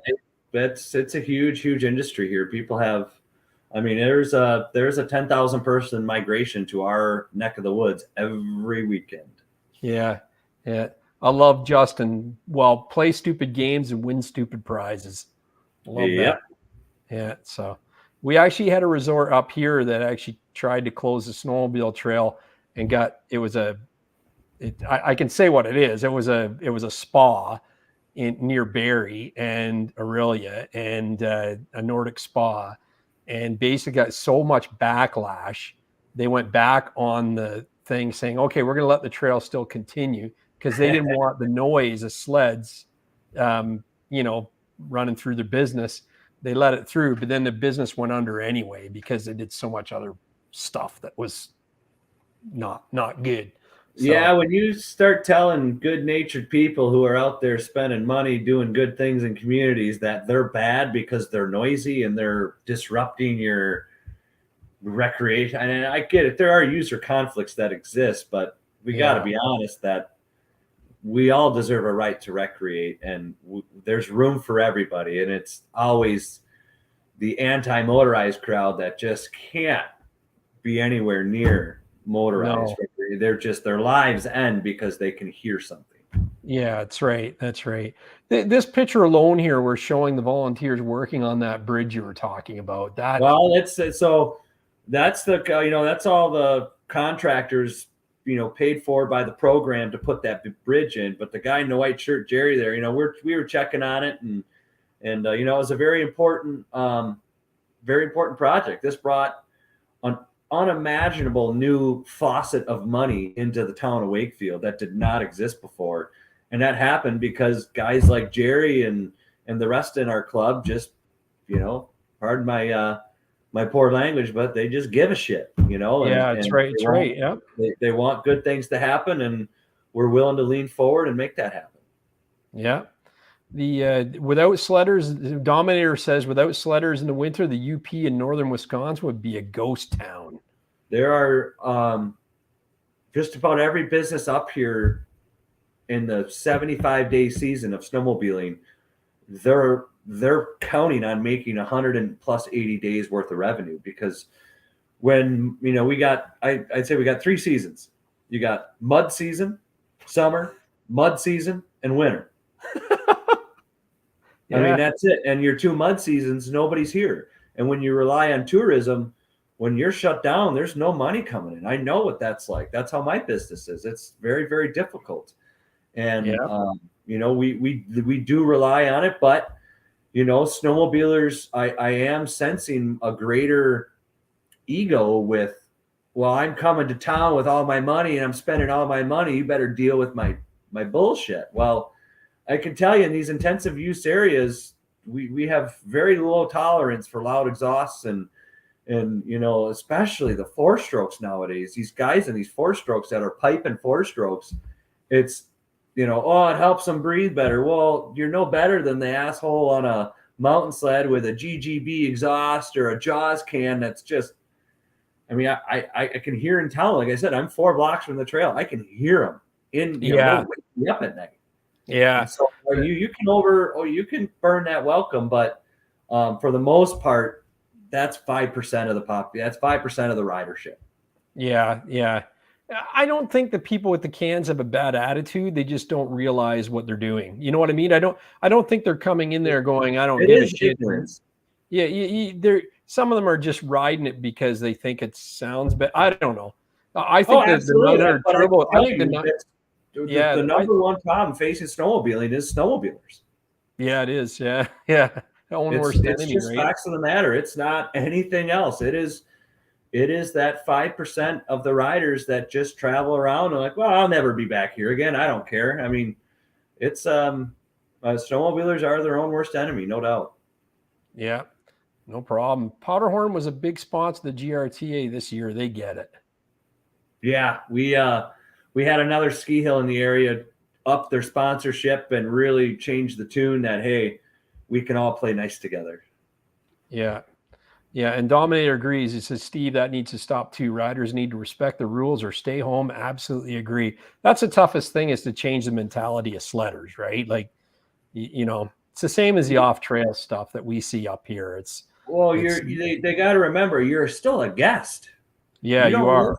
We live here, and you're a guest in our community. And yes, we do rely on your patronism of our businesses to help our communities get through these tough times. But at some point, a headache's still a headache, and that we'll take the medicine and get rid of it. So sledders need to mind their P's and Q's and remember that they've got to come into, like I said, we have,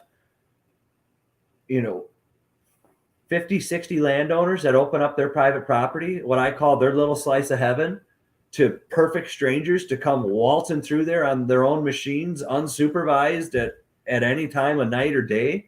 That's an incredible opportunity that we need to respect and take care of. So.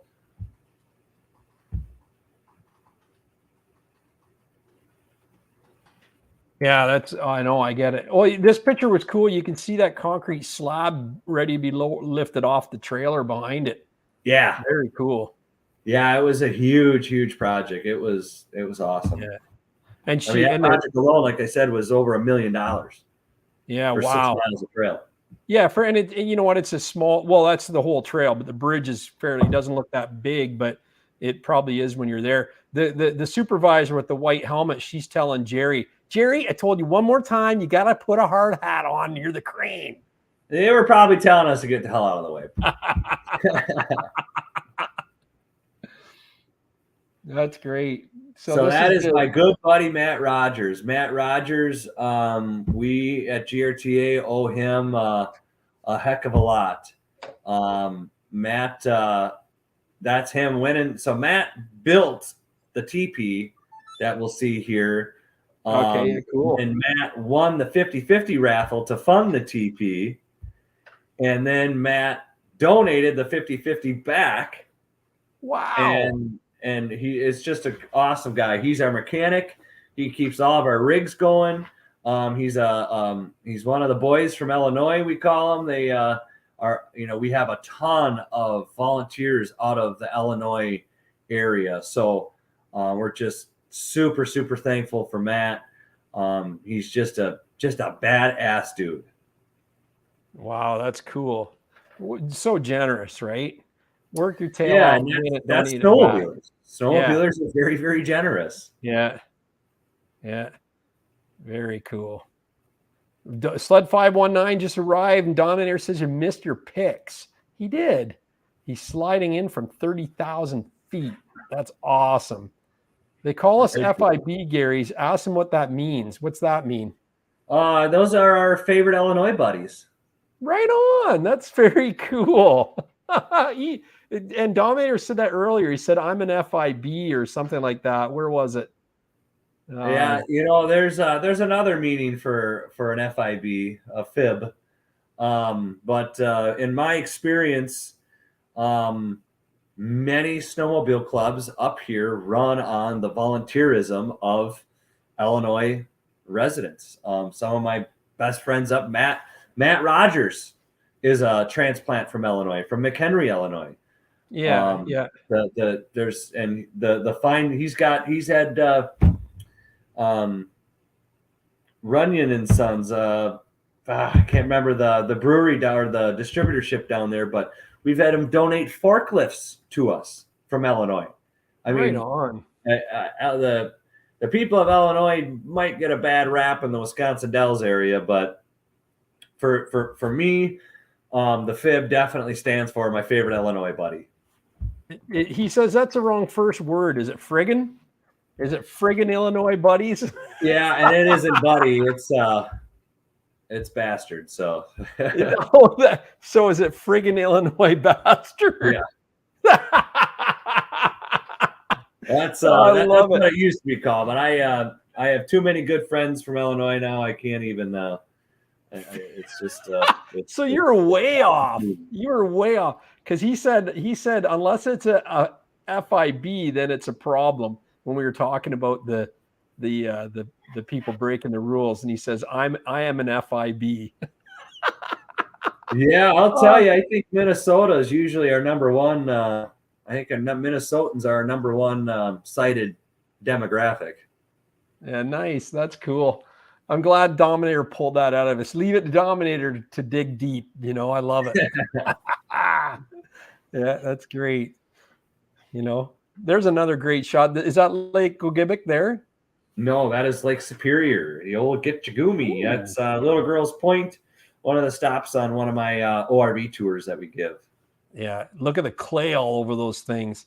So yeah, we get muddy. You must like cleaning them, do you? No, I don't.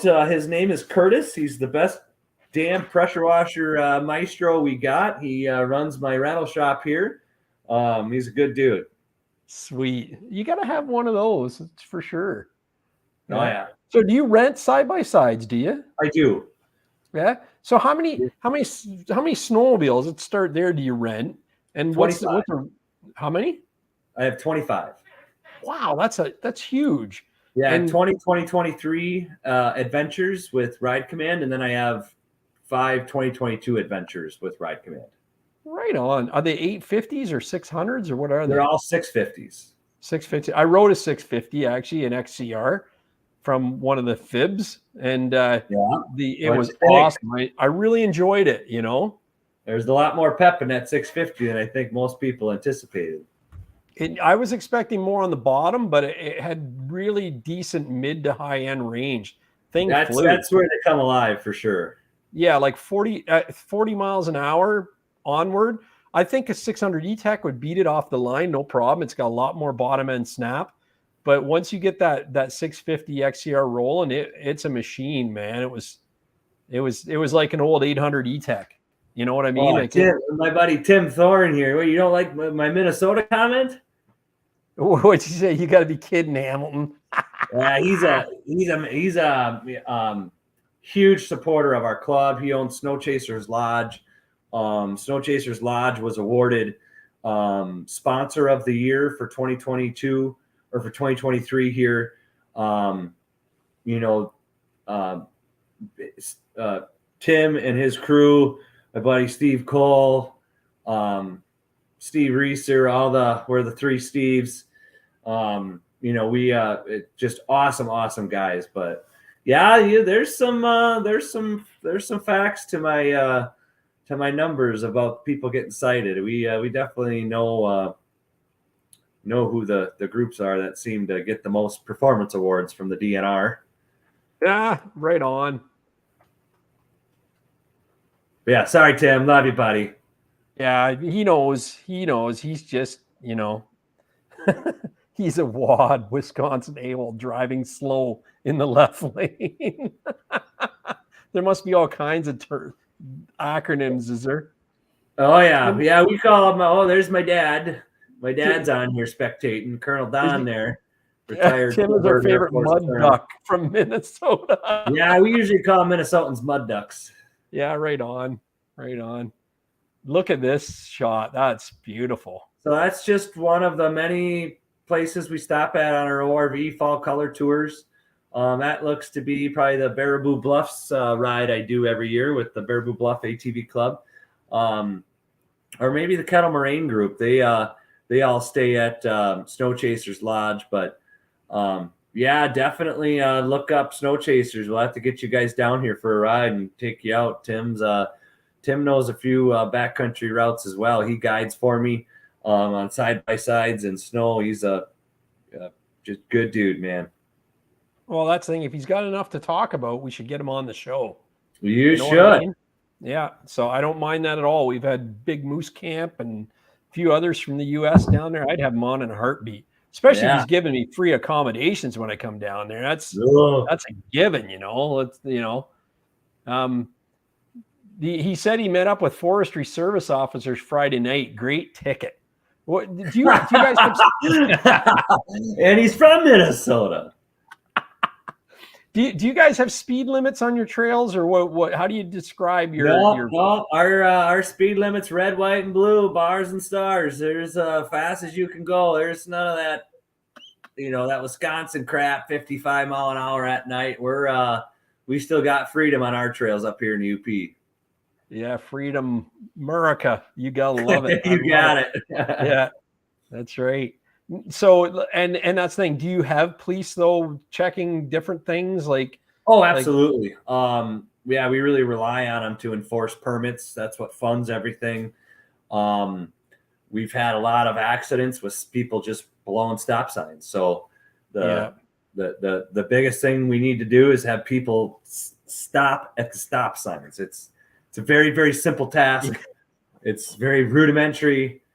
But it's proved to be exceptionally difficult for a lot of snowmobilers. You know, they wave the person behind them through. It's like, don't do that. Stop at the stop sign. Otherwise, you're gonna meet law enforcement. Yeah, ours are stoptional up here in a lot of areas. You do got to watch. I said to my wife, like, that's Highway 11. We want to stop at this one, but these other ones, we're okay to cruise through them. Have a good look, but just cruise through them. Yeah, and we definitely advocate against anything like that because that just breeds, you know, and obviously if it's a plowed, you know, it's a stop sign on a road that's unplowed. You know, that's like I'm talking. Put a garbage bag over it, and the stop ahead and the stop, you know, we bag them because then you lose respect of the signing, and then what the hell is good as the signing? So it's a constant job for sure. Yeah, Sled 519 says bars and stars. I love it. Our problem wasn't the speed. We just had an issue stopping. There you go. That's what happened. So yeah, that's cool. That's their performance award. That's for sure. Do you find people abuse it though? Or are people driving like complete morons, or are they driving? I literally watched and pardon my assumptions here, but it was an old fat guy on a turbo Arctic Cat 4-stroke. He wheelied through a stop sign intersection in front of a hotel next to a highway that was a person's driveway. Oh my God. And again, he had his 4-stroke piped because these 4-strokes, they can't breathe if they're not piped. Well, not our problem to have to listen to your bullshit, you know? The first guy stopped, went through. He wheelied off the snow rut. The guy left the snow pile. The guy left before him. Yeah. I mean, I was sitting there watching it going, are you flipping kidding me? Like, I mean, it's right in front of houses. It's right in front of, but what was it? It was a bunch of people gassing up. There were a bunch of guys looking around that he could show off for. And he had an audience. Yeah, he had an audience. There you go, right? It's you just cannot believe the stupidity of a very small amount of snowmobilers. Yeah, and that's the thing. It's like motocross tracks showing off in the pits, right? It's a no-no. Now, do you have laws about noise? Like you had mentioned, noise is a big thing with closing trails, and people don't want the noise. We do. And I'm trying to get that law changed to tighten it. Basically, if you don't have, it'd be like the Quebec law or the New York or Vermont law. If you don't have the SSCC stamp on your pipe, which means it's basically stock, then it's an unlawful pipe. Right now, what we have is the SAE 3,400 RPM, whatever that 98 decibel law is. You know, it's so everybody's running a trail cam. Yeah. And now law enforcement can hear that it is loud. once the power valve's open on a trail can, it's just like anything else. Yeah. And they're a little quieter than like a mountain can or something, but still it is an elevated noise. And if you need an exhaust modification to make you a better rider, you need to go to a riding clinic. You do not need any of that crap. See, our laws, because even with cars, it's hard to measure the decibels. It doesn't matter, like you said, a trail can be quiet at idle, and when you brap on it, that's when it really opens up. So our rule is that no modified exhaust. When that cop opens a side panel, it has to have the stock can in there, or you could get a ticket. They should ticket everybody, but they don't. And they may let you off, if it is. But and I think it's kind of neat to see, because you go through an age, and even there you go, Wisco saying cans are pretty useless in his opinion. There's probably a time 5-10 years ago he probably thought cans were awesome. I'm just guessing, Justin. Dude, my two snowmobiles ago, I had a can on mine.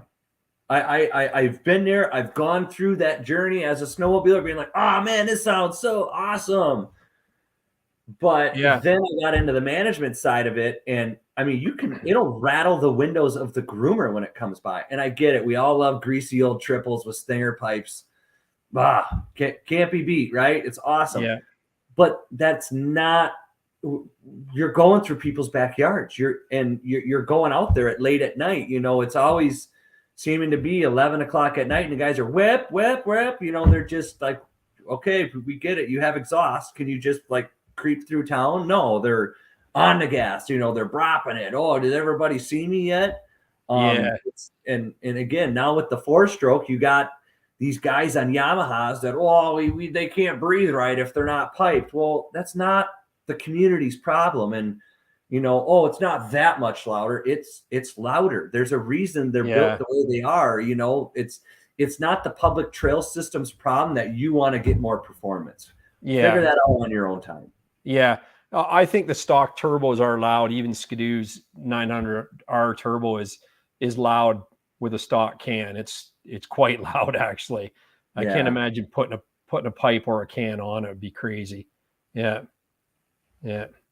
But another great shot on a lookout. I love this. Yep. That's we call that the Lipsky's lookout over in Upson. Lipsky's is a favorite dive bar of mine. Mr. Ricky Peterson, owner operator, good dude. Just saw him yesterday. But that's the Pinocchio Mountain Range. You're kind of looking. That's in Wisconsin, actually. And another one of our stops on our fall color tour. That's sweet. Well, so your fall color tour is a group ride thing that you do, or is it just? So we do private tours. So basically, we get booked out to do a private tour. You bring your group, we pick you up, with your machines, or I'll bring my rentals, whatever it is, and then we just take you out for 8 to 10 hours and show you all the stuff that you really want to know exists. Buddy, I'd love to do that too. That would be insane. Like just having trails like that to ride a side by side with what we're looking at here would just be a dream. Yeah, it's real trails. I mean, it's some pretty rowdy stuff. Sled 519 agrees. He says he's got to get his side by side out to the UP this summer. It looks great. Yeah, it's an undiscovered place. Yeah, very cool. Well, that's the thing. People tend to think like Hatfield, McCoy, and more down south, right? You don't think of the northern area like this. And it sounds like you've got everything in place to do both snowmobiling and trail riding. Like, look at the view here. That's insane. That's a really good view. I didn't expect this. Yeah, like I said, we got some hills up there. There's some good terrain. Yeah. Now you said mining. What are they mining? Did you mention that already? Copper. Copper, really? Yeah, it was copper and iron ore. Right on. Perfect. So yeah, that's our rental facility where I'm at right now. A couple of our rental buggies. Nice. We get new ones every year, so we're waiting for the new ones to come in this year.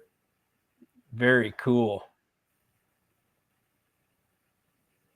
And here's the I tried to put these in order, so I apologize if they're not. Yeah, I probably just threw them at you in some crazy order. But yeah, that's Matt Rogers on his hands and knees, well in the teepee in my shop.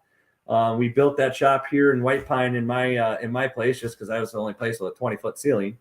But yeah, it was it's just an awesome project. It was one of the coolest things I've ever been able to be a part of. And what's the purpose of this teepee?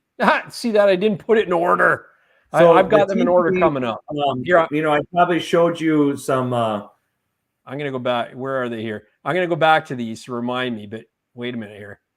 Oh, here we go. Here they are. Right. In order. Yep. Okay. So in North Ironwood back in the 60s and 70s and 80s was a wooden teepee. It was a snowmobile warming shelter. And finally, as in the 80s, somebody burnt the thing down. And when I moved here, that's all anybody ever talked about. Oh, did you ever see the teepee? Did you ever see the teepee? I was like, no. And then I started seeing pictures of it. And as we tried to attract more local volunteers, we decided to build a teepee to kind of just respect the history of the community and what made it great. And, we're now we stuck it out there at Bald Mountain, and it's overlooking a beautiful scenic overlook, and it serves as a warming shelter in the middle of the woods for snowmobilers and whoever may come across it. That's cool. So is there a fire in it? Oh yeah, huge fire ring in it. Really, right on. So yeah, here you are putting in place. So you built it in your shop, and then we built it multiple times. So we built it in my shop. Then once we got the subframe done, we then disassembled it into 4 pieces so we could haul it. We then hauled it to Kaufman Sheet Metal in Ironwood, where he then totally wrapped it in tin. We then took it from there. It had to go. It's gotten painted. We put that thing up together so many damn times. But then we finally hauled it out piece by piece and then erected it piece by piece out in the woods. Very cool. And there you are putting it up. Yeah, that's the thing. It's like, so that one shot where it looked like you're welding, you're actually grinding just to make sure stuff fit. Is that what you're doing there? Probably welding or grinding. Yeah, we're cutting something. I'm not sure, but it was quite the project. That's wild. Well, and you know what? You built it to last. We did. We wanted to make sure, somebody could shoot it with a gun, whatever. But for the most part, we don't recommend that.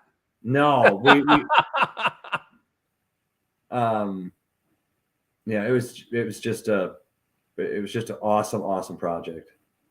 Very expensive, but it's something that will be there for a long time and has really drawn a lot of people to our area. It's really increased tourism. What are the windows there? Are they plastic or are they? Just plexiglass. That's very cool. Yeah, and you said 20 feet high. Yeah. There's like a 16 or 12. No, there's a 12-foot diameter of at least 6 feet of height inside the teepee. Sweet. There's benches, and in the summertime, there's a grill out there, so you can bring charcoal and grill out. And it's wild. It looks smaller. There you see how big it is on the inside, right? When you see that picture, it looks smaller. I think probably just because of the way the camera took it, but there's quite a bit of room in there. Holy. So is that kind of the same dimensions of what the original teepee was? I would say so, if not maybe a little bigger. But you can see, no, I'd say it's probably the same size. The old one might have been a bit bigger. I like your father's comment here. He says every old baldy needs a pointy hat. Yeah, because that sits on Bald Mountain now. Right on. Now, did you have any of that material donated, or did you have to actually fundraise and buy all that? So again, Matt Rogers there in the middle in the yellow shirt. He won the 50-50 raffle, which basically paid for the tube steel that we built it with. So again, Matt Rogers basically donated got all the steel. But no, it was the club, out of our coffers, out of our fundraising efforts, have paid for everything. Yeah, wicked. So Here we're gonna go back. TP. We gotta go back. We missed a whole whack of photos here. Where were we? Right there. So Lookout Mountain. Hey, Yeah, people sent pictures in from Lookout Mountain. Oh, did they? Awesome. Yep. Yeah, so that's overlooking Greater Chequamegon Bay. You can actually see part of the Apostle Islands National Lakeshore over of Lake Superior. But that's overlooking Little Girls Point on our Trail 160 in North Ironwood. A beautiful trail to go to. You know, Trail 160 is what the teepee is on as well. Yeah, nice. No, that's good. These would look like fun. And those are our generals. Those are in our rental fleet. So we got some 2023s coming here for this year. But they all feature windshields and roofs and stereos and ride command and all the fun stuff to make off-roading sweet. That'd be wild. And when you take those out, when you rent them from you, do you have to go with a guide, or can you can? No, they're self-guided, almost most of them. Very cool. And what's a day rate to rent something like that? You know, we're still shoring things up for 2023, but it should be about $400 plus tax is what we're figuring 2023 will be. And that'll be for a 9-hour rental. That's awesome. And how much is your tax there? 6%. Oh, that's nothing. You got it. We're 13% here. Woo! Yeah. Wow. Yeah. Well, that's why when Justin said your fuel is cheaper, we have so much tax. I think our fuel's got 35% of the price of our fuel is tax. Something stupid like that. Someone in the chat correct me, but it's something crazy like that. Yeah, I do love those guys for taking the tour up 9 hours or whatever it was, 10 hours, and we made it worth their while. But man, the price of fuel and everything, right? So yeah, not like Canada, 13% here, 25% FU tax here. Wisconsin says. Wow. Yeah. There you go. You can see how big that is compared to the side-by-side. That gives it some perspective. Big time. And good. And you are on top of Baldy. That's really neat. I love it. Now, do you have any of the native tribes actually like commemorating you guys for that work? Or are they involved in the projects at all? No. We had financial support from some of them, buying 50/50 tickets and doing cool stuff. It's funny, the Hiawatha Indian that we saw earlier in Ironwood is actually a Sioux tribe dressed Indian. Well, wow. The Sioux tribe was not who was here. It was oh, goodness gracious. I can't believe I'm spacing this right now. Not the Chippewa. Ojibwe. We had the Ojibwe tribe up here in the UP. And, they were a Forest River tribe, not a Plains Indian dress. So it's waiting for cancel culture to catch up with the old Hiawatha there. But no, it was sad day. It'll be a sad day when you have to take it down, redress it. Yeah, right. But no, we, I try to stay sensitive to the Native American plight that's occurred. So, we didn't try to do anything crazy with it, but just try to build a teepee to replace the teepee from years ago. Yeah, that's right. Oh, that's very cool. There's a nice looking trail. Yeah, that's kind of what you can expect up here. Nice. Are they one way or are they two way? No. They're two way. So you got to be watching for oncoming, just like snowmobiles. Yep. They're active. So. Yeah, great. And like I said, that's kind of a lot of the old mining infrastructure that just is buried out in the woods here. I think that's very cool. I love bridges like that. Yeah, those old trestles are pretty special. Yeah. Do you have to do anything as far as safety, engineering watches on those, or are they pretty solid that you just ride them? Yeah, we got a lot of problems coming up with that type of stuff. Inspections is a word I was looking for. No, the Forest Service, the ones they own, they inspect, but the rest of them are really on us. Yeah, wow. Wow. So you have to take that burden on as well and pay for that. Well, the program would, the trail permits and all that stuff. But yeah, there's a picture of my rental fleet. Very Or cool. some of them. Yeah. That's a lot of sleds. I love it. 25, you said. That's very good. And what's a sled worth a day or 9 hours to rent? $305 for 23 hours with tax. Nice. Well, Wisco is right. Stuff is cheaper down there. It is. Yeah. And is this you laying down the white ribbon? Beautiful. Yep. That's some of my work in the piston bully groomer, the twin track, the Kosh bore, or however they call that thing. Nice. Rob the old guy has a good question. He says, "How much is the trail permit where you $52. Yeah, $52. And again, you can ride from December 1st to April 31st. $52 a year. Yep. Can I ask you a question? If you're a resident or non-resident, they don't care. Everybody's paying $52. Is that just for your club, or do you? No, it's for the state of Michigan. That's the whole state of Michigan. So once you have it, you can ride the whole state. Anywhere and everywhere. Wow, that's cheap. Yeah, it definitely is. What happens if you do you get people riding without permits? Like what happens if you ride without a permit?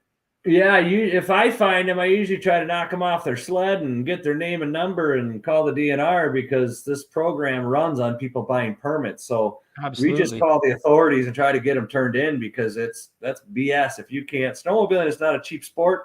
If you can't afford a $52 permit, then you need to stay home. Oh, that true. And what's the fine? Is it a trespassing fine? No, I want to say it's just riding without a permit, and it's like $200 or $295. It's up there. So it's still 4 times the price of a permit. Yeah. Rob Duilga said that's a good deal. It's a great deal. Yeah. Wisco thinks it's $255. Showing there is Jeff K. Cook, one of our representatives from the state of Michigan DNR Trails program. He was instrumental in helping me get that bridge put in that we were looking at earlier. Has just been a huge friend of our club, and is really has been a huge friend of motorsports here in Michigan. Right on. Are you standing on the bridge right here? Correct.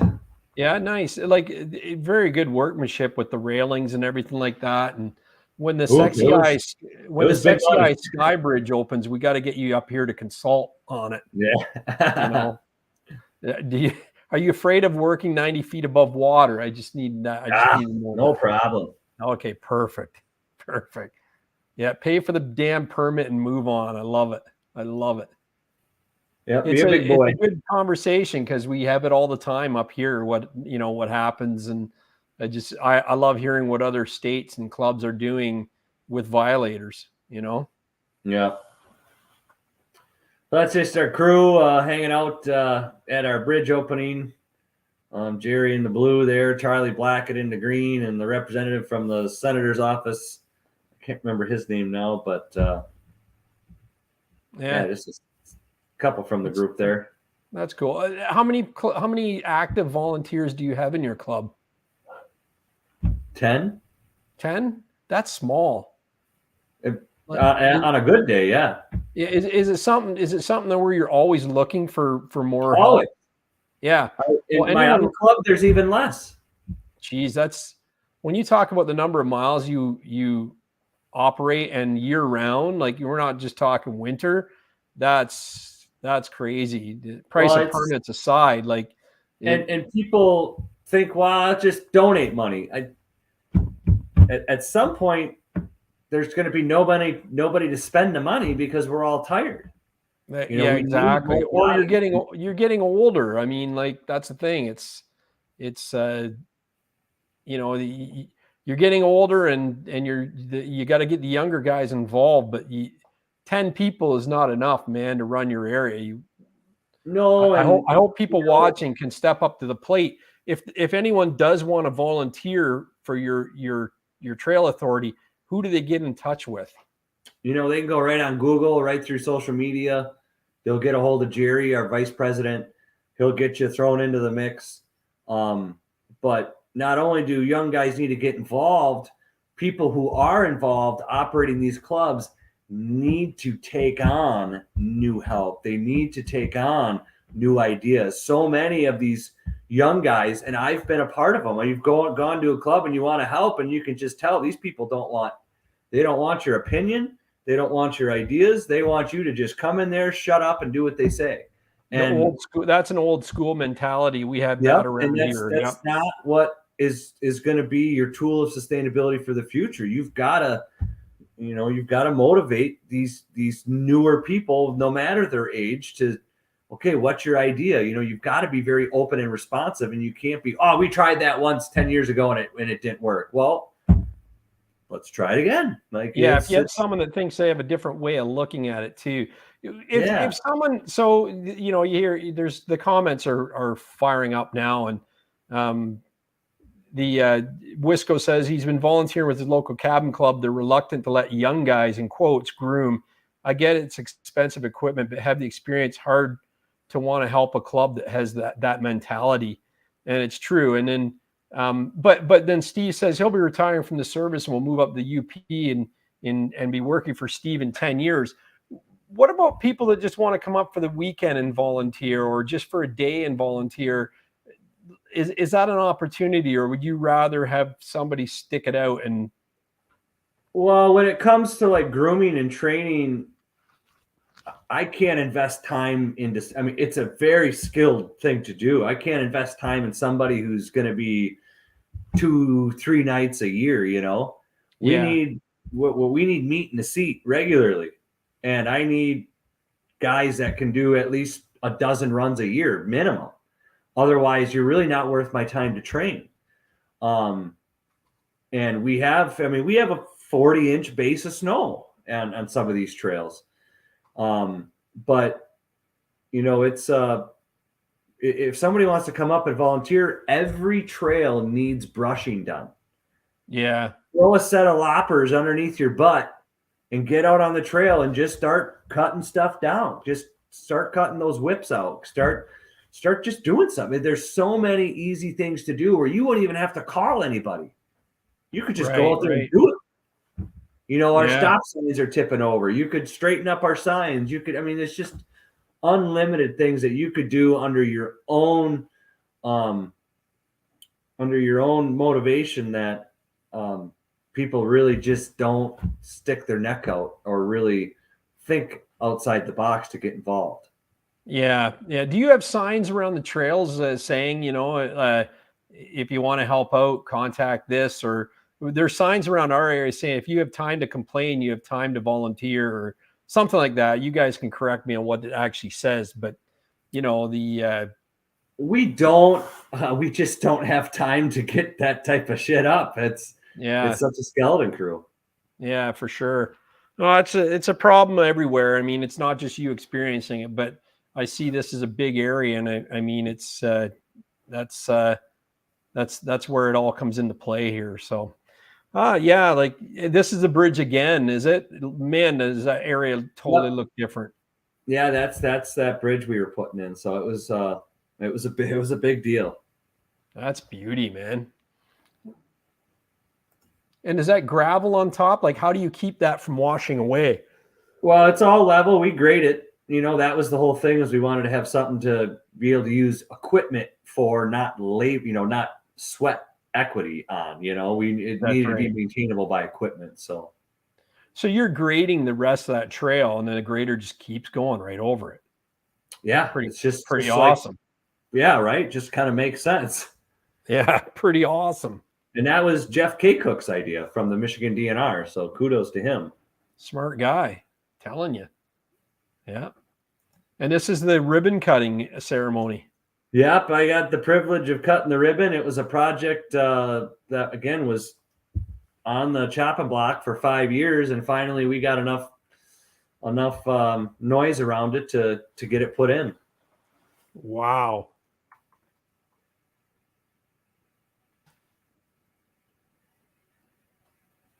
There you go. You got awarded the Gold Outfitter 2023. Yeah, we are a gold outfitter for Polaris Adventures. We actually, I can't believe it yet. We have 52 5-star ratings on Google. We have we're very passionate about what we do. We love making new snowmobilers. We love making responsible snowmobilers and teaching people that, you know, great trails take you and me to get them to be great. So yeah, pretty insane. Now, did they give you funding, or is that something you can't disclose as far as for the trails? Polaris. Polaris. Not yet. Yeah, okay. Because BRP does that. They have programs. Oh, Polaris has a trails grant. Polaris gives out $10,000 trails grant as well, for sure. Oh, perfect. Yeah, that's good, right? Yeah. I mean, Well, it keeps it going.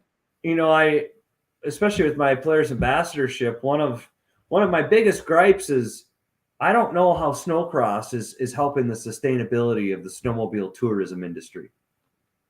You know, I don't know how so many of these big draws on the manufacturers' spending budgets for marketing, how any of that benefits the longevity of snowmobiling.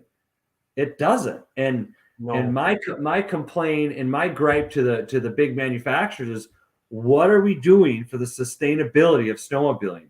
You know, guys like Jerry, guys like that are in volunteer clubs, those are the heroes we should be supporting. I get it. Our athletes are awesome and we need them, but they're not securing the long-term sustainability of snowmobiling. You know, that's the most important thing we need to be doing and chasing right now is, how do we get all of these trails into perpetuity? How are we going to make them permanent? Yeah. And we need to start steering our budgets more to that, because these manufacturers, they stand to win the most once these trails are, you know, secure for every weekend going forward. You know, they're the ones that are going to win. So we need some more support and more dollars from them. And I'm hopeful my loud mouth and attitude will hopefully maybe get some of that more someday. I love that. No, I hope it works out well too. Here, we already seen that picture and that one. Yeah. So I did have them in there twice, I guess. Good. But, yeah. It was an awesome project. Here we go. Yeah. Oh, there's the original TP behind you there. There's the original. Holy, it was actually wood. It was actually sticks. Like I said, that's why it burned down. So I said it's 2022 or 2021 when we started the project. I said people kind of suck these days at times, so let's make something that they can't burn down. Yeah, for sure. And there we go. That looks like a 69 Skidoo Olympic there or something like that. That's pretty awesome. Yeah. I'm going to get corrected on that one for sure, but pretty cool. But what was underneath that? Was it like a canvas underneath the sticks? I believe so. Wow.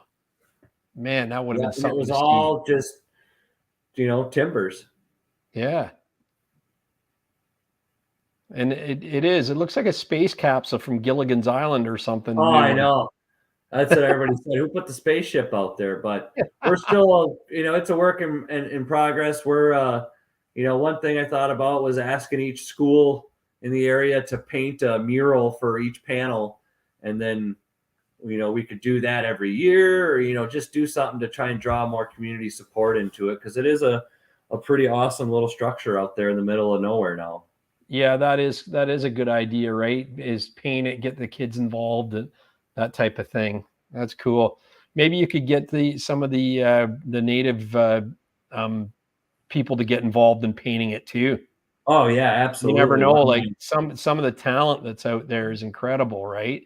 Yeah, we have some great Native American local artists too. That is I'd throw it out to them and say, "Here's your canvas if you want to do it," and in that way, there's a story to it as well, right?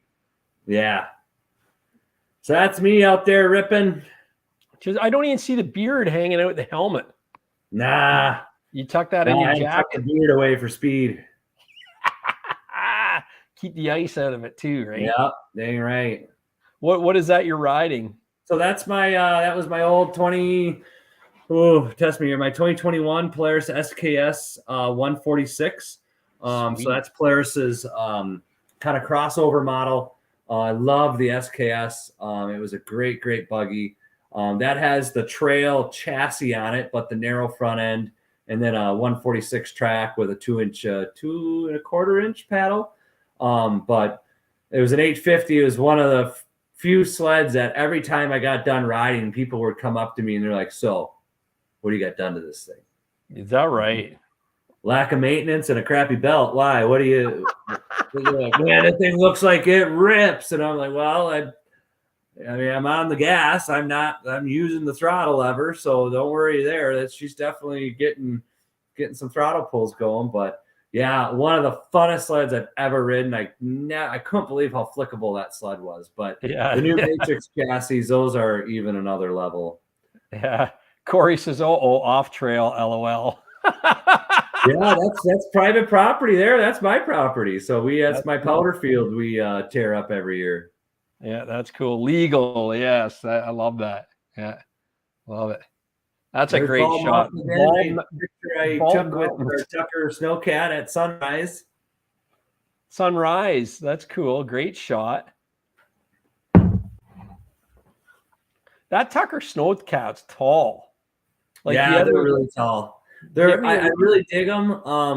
But the ergonomics for the driver and the passengers is just, there leaves a little bit to be desired. The piston bullies, you can tell, they're designed to be sat in for 12 hours straight. I don't know. Oh, is that right? This is not comfortable for the driver. Yeah, I mean, it's not bad. It's just when you get in other things, you're like, oh wow, this is a little nicer. Yeah, I had to eat a lot of crow. I talked a lot of crap about them twin track piston bullies, and then once my good buddy groomer Mikey here at North Country Snowmobile Club got me trained up and taught me the ways of the twin track, I kind of seen the light here. So I've been eating some crow. That's very cool. I heard they're really fun to drive. There's a teepee, a better shot. That's amazing. Now, Are you in this photo? Is one of these? Oh God, no! That's from 1974, 72. Yeah.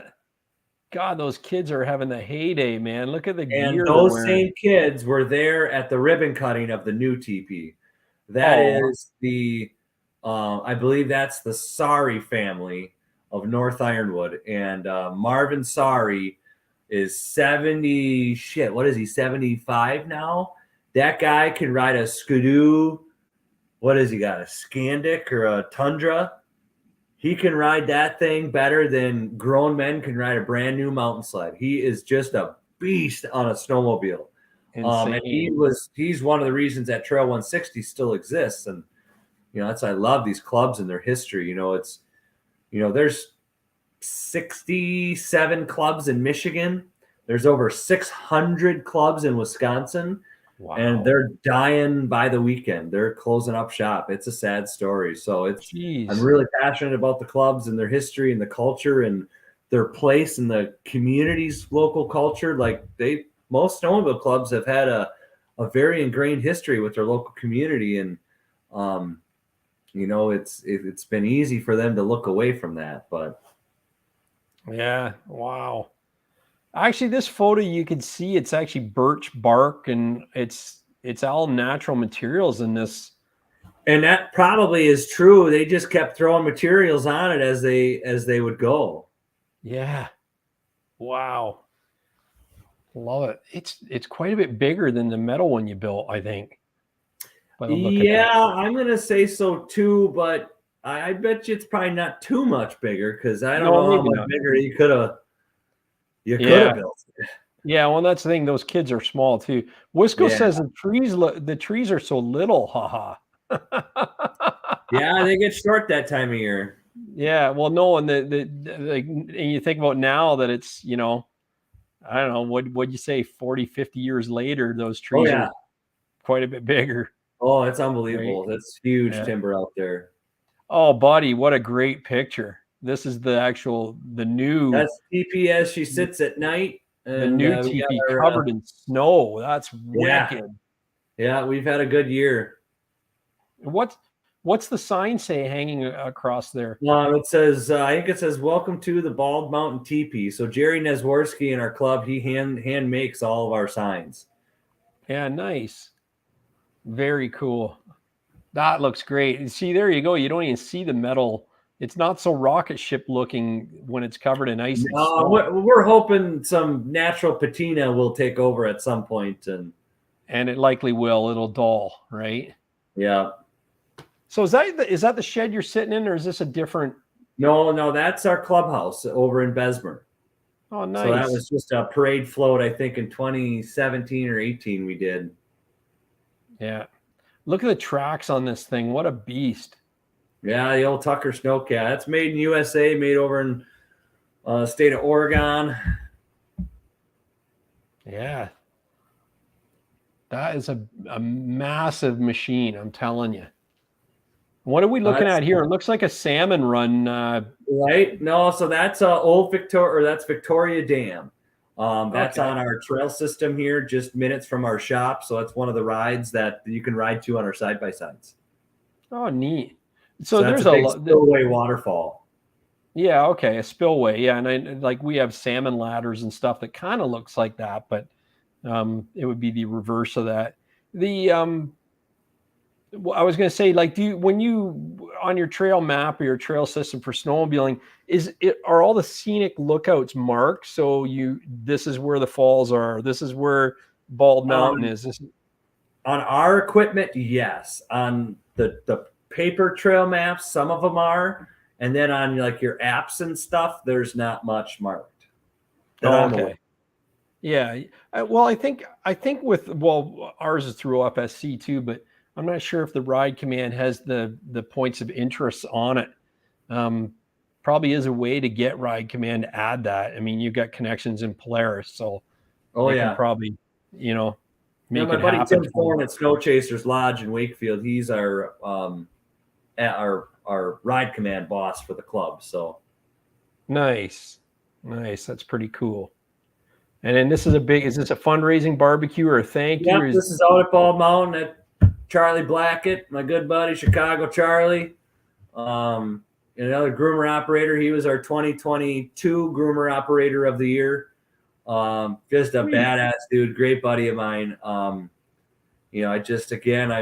so lucky to have ever gotten involved with the clubs, because the people you meet, the friends you make, there's struggles, there's drama, there's bull crap that goes on, but the people you meet, the friends you make that you take away is just unbelievable. Oh yeah, for sure. This is what it's all about right here, is the appreciation barbecues, Yeah, exactly. I love it. And here's some young bucks, Ironwood.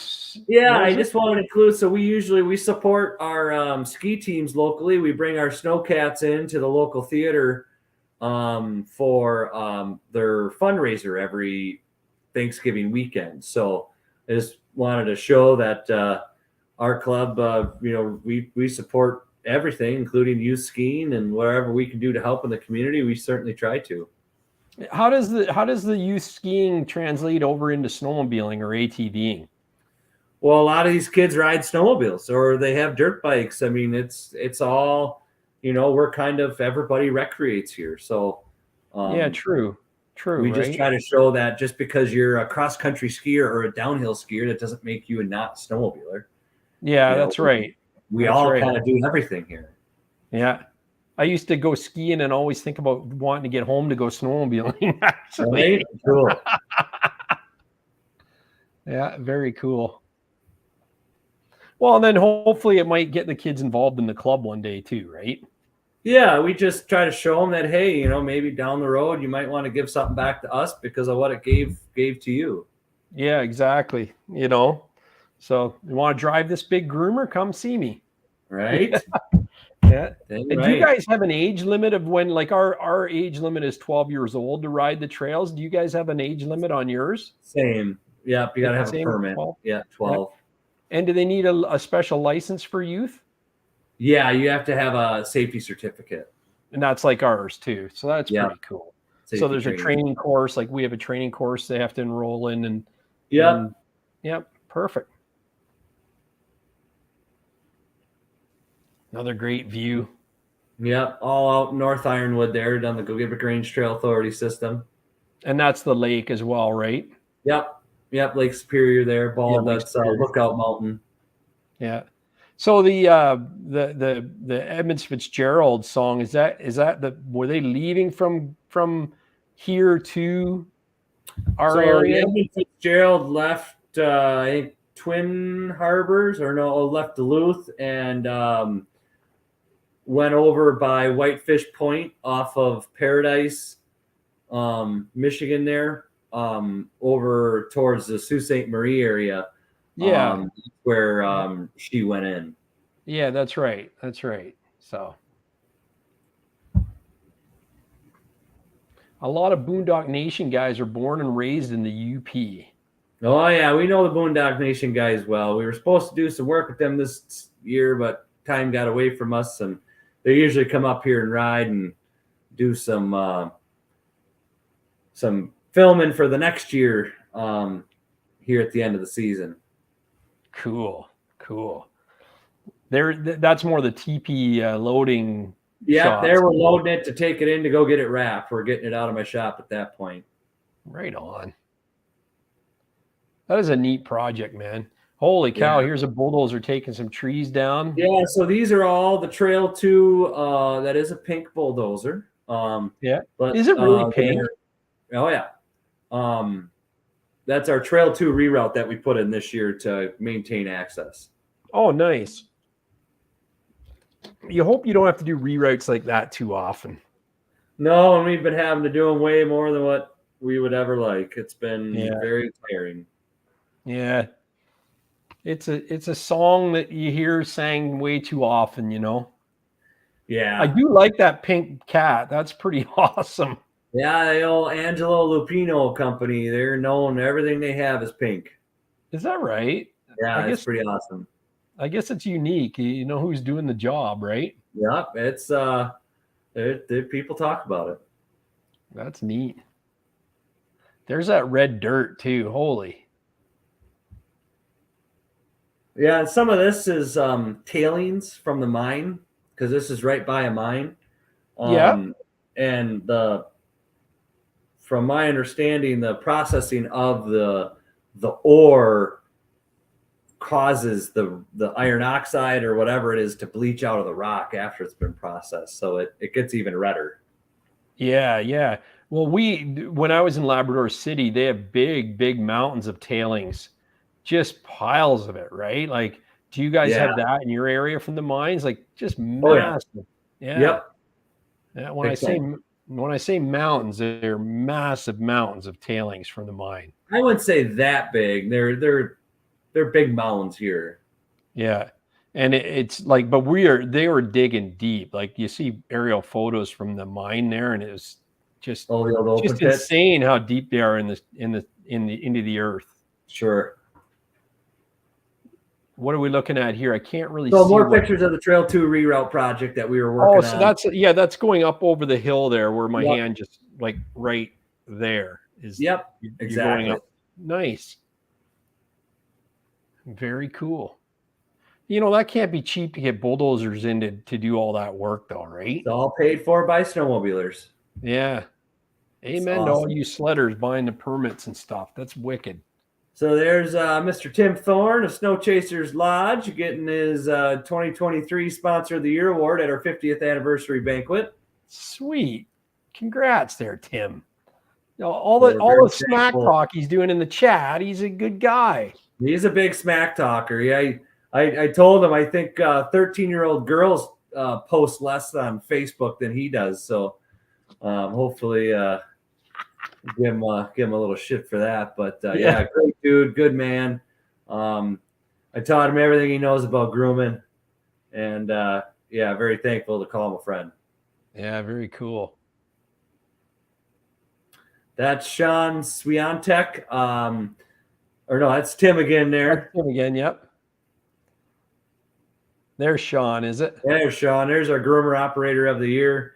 The other bearded guy. Yeah. Great guy, kind of came into our club and really just picked up the torch and just ran with it. So he's been our Tucker Snowcat guy going out most nights, and just very thankful for his efforts volunteering with our club. Love that. You had some nice prizes there. Was that volunteer prizes, like there's heaters and barbecues? Oh yeah, that's all donations typically from our sponsors for raffle ticket, raffle bucket items. But that's Matt Rogers, good buddy of mine. We're very proud to award him the 2023 Calvin Kangas Volunteer of the Year Award. Matt, again, just unreal dude. One of the boys from Illinois, and we just would be lost without him. Nice. That's good. I can tell your appreciation there at the big hug. You know, yeah, he lives in Wakefield, and I spend a lot of time with him and his wife, Miss lovely Jean Rogers. Just a beautiful family, awesome people. Sweet. There's that ceremony. I got duplicates again. Yeah, I got duplicates there because I remember I said I actually I'd emailed you, said, hey, can you put them all on Google Drive and then I'll grab them from there. And then I went, oh, I know I've got them, but I was actually all that time to get them. Yeah, well, you know. Hold on here a second. I'm going to see if I can grab some emails, because I think there was a couple other pictures came in. If you've got time, we can have a quick look and see. Yeah, I got about another 5 minutes here, and then I gotta get rolling for the evening. But I gotta go get me some dinner. Then we'll do the pictures. I'll show the pictures next week that people have sent in. But how do people get a hold of you? How do they like a social media? Give us your social media channels. Yeah, absolutely. So again, I'm Steve Hamilton, president of the GOGEBIC Range Trail Authority, Snowmobile and ORV Club over in Bessemer, Michigan. You can get a hold of us at GOGEBICRangeTA.org, like Trail Authority. But easiest way is just go on Facebook, find GOGEBIC Range Trail Authority. You can join us there. If you're looking for Hamilton's North Coast Adventures, you can, for snowmobile or side-by-side rentals.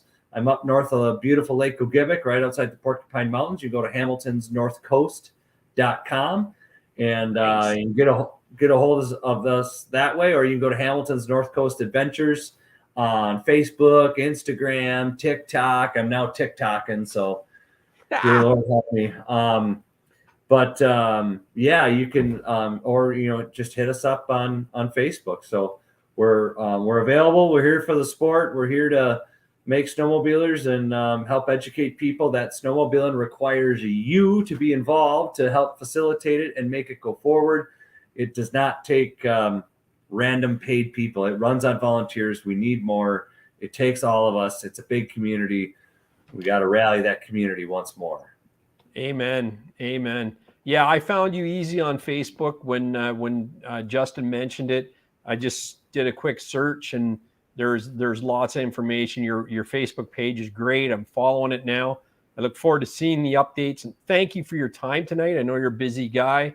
You got the Polaris launch tonight, which is happening right now. So thanks again. I really appreciate it. Well, Gary, I appreciate the opportunity. It's great talking with you. I love getting my Polaris brand up there in Canada. I just love flying them flags a little bit more. So hopefully we can get you guys down here to Snow Chasers and show you guys how we do it here in the Western UP. I think you'll see why people flock to our area. It is definitely a mega zone. And again, you can ride from here well over into Minnesota, Eastern UP, down into Central Wisconsin. I mean, anywhere and everywhere as long as there's snow. So yeah, I love it. Yeah, I'm looking forward to it, and we will be chatting. And I seen an email come through from Tim, so looking forward to that. So stay tuned for that one as well. And then and away we go. But thank you again. I appreciate it. Absolutely, Gary. Beautiful work you're doing here. This is a great podcast. So awesome work. Thank you. It'll be live on podcast channels tomorrow, and this will be a replay on YouTube. And thanks everyone for watching. Energy Power Sports for your sponsorship, and Fast Track Snowmobile Traction Products for support, sponsoring the fan photos. And we'll see everybody next Monday with Quality Pieces. I'm looking forward to having those guys on, and it's going to be a great show. Very cool. Thanks, Gary. Thank you, Steve.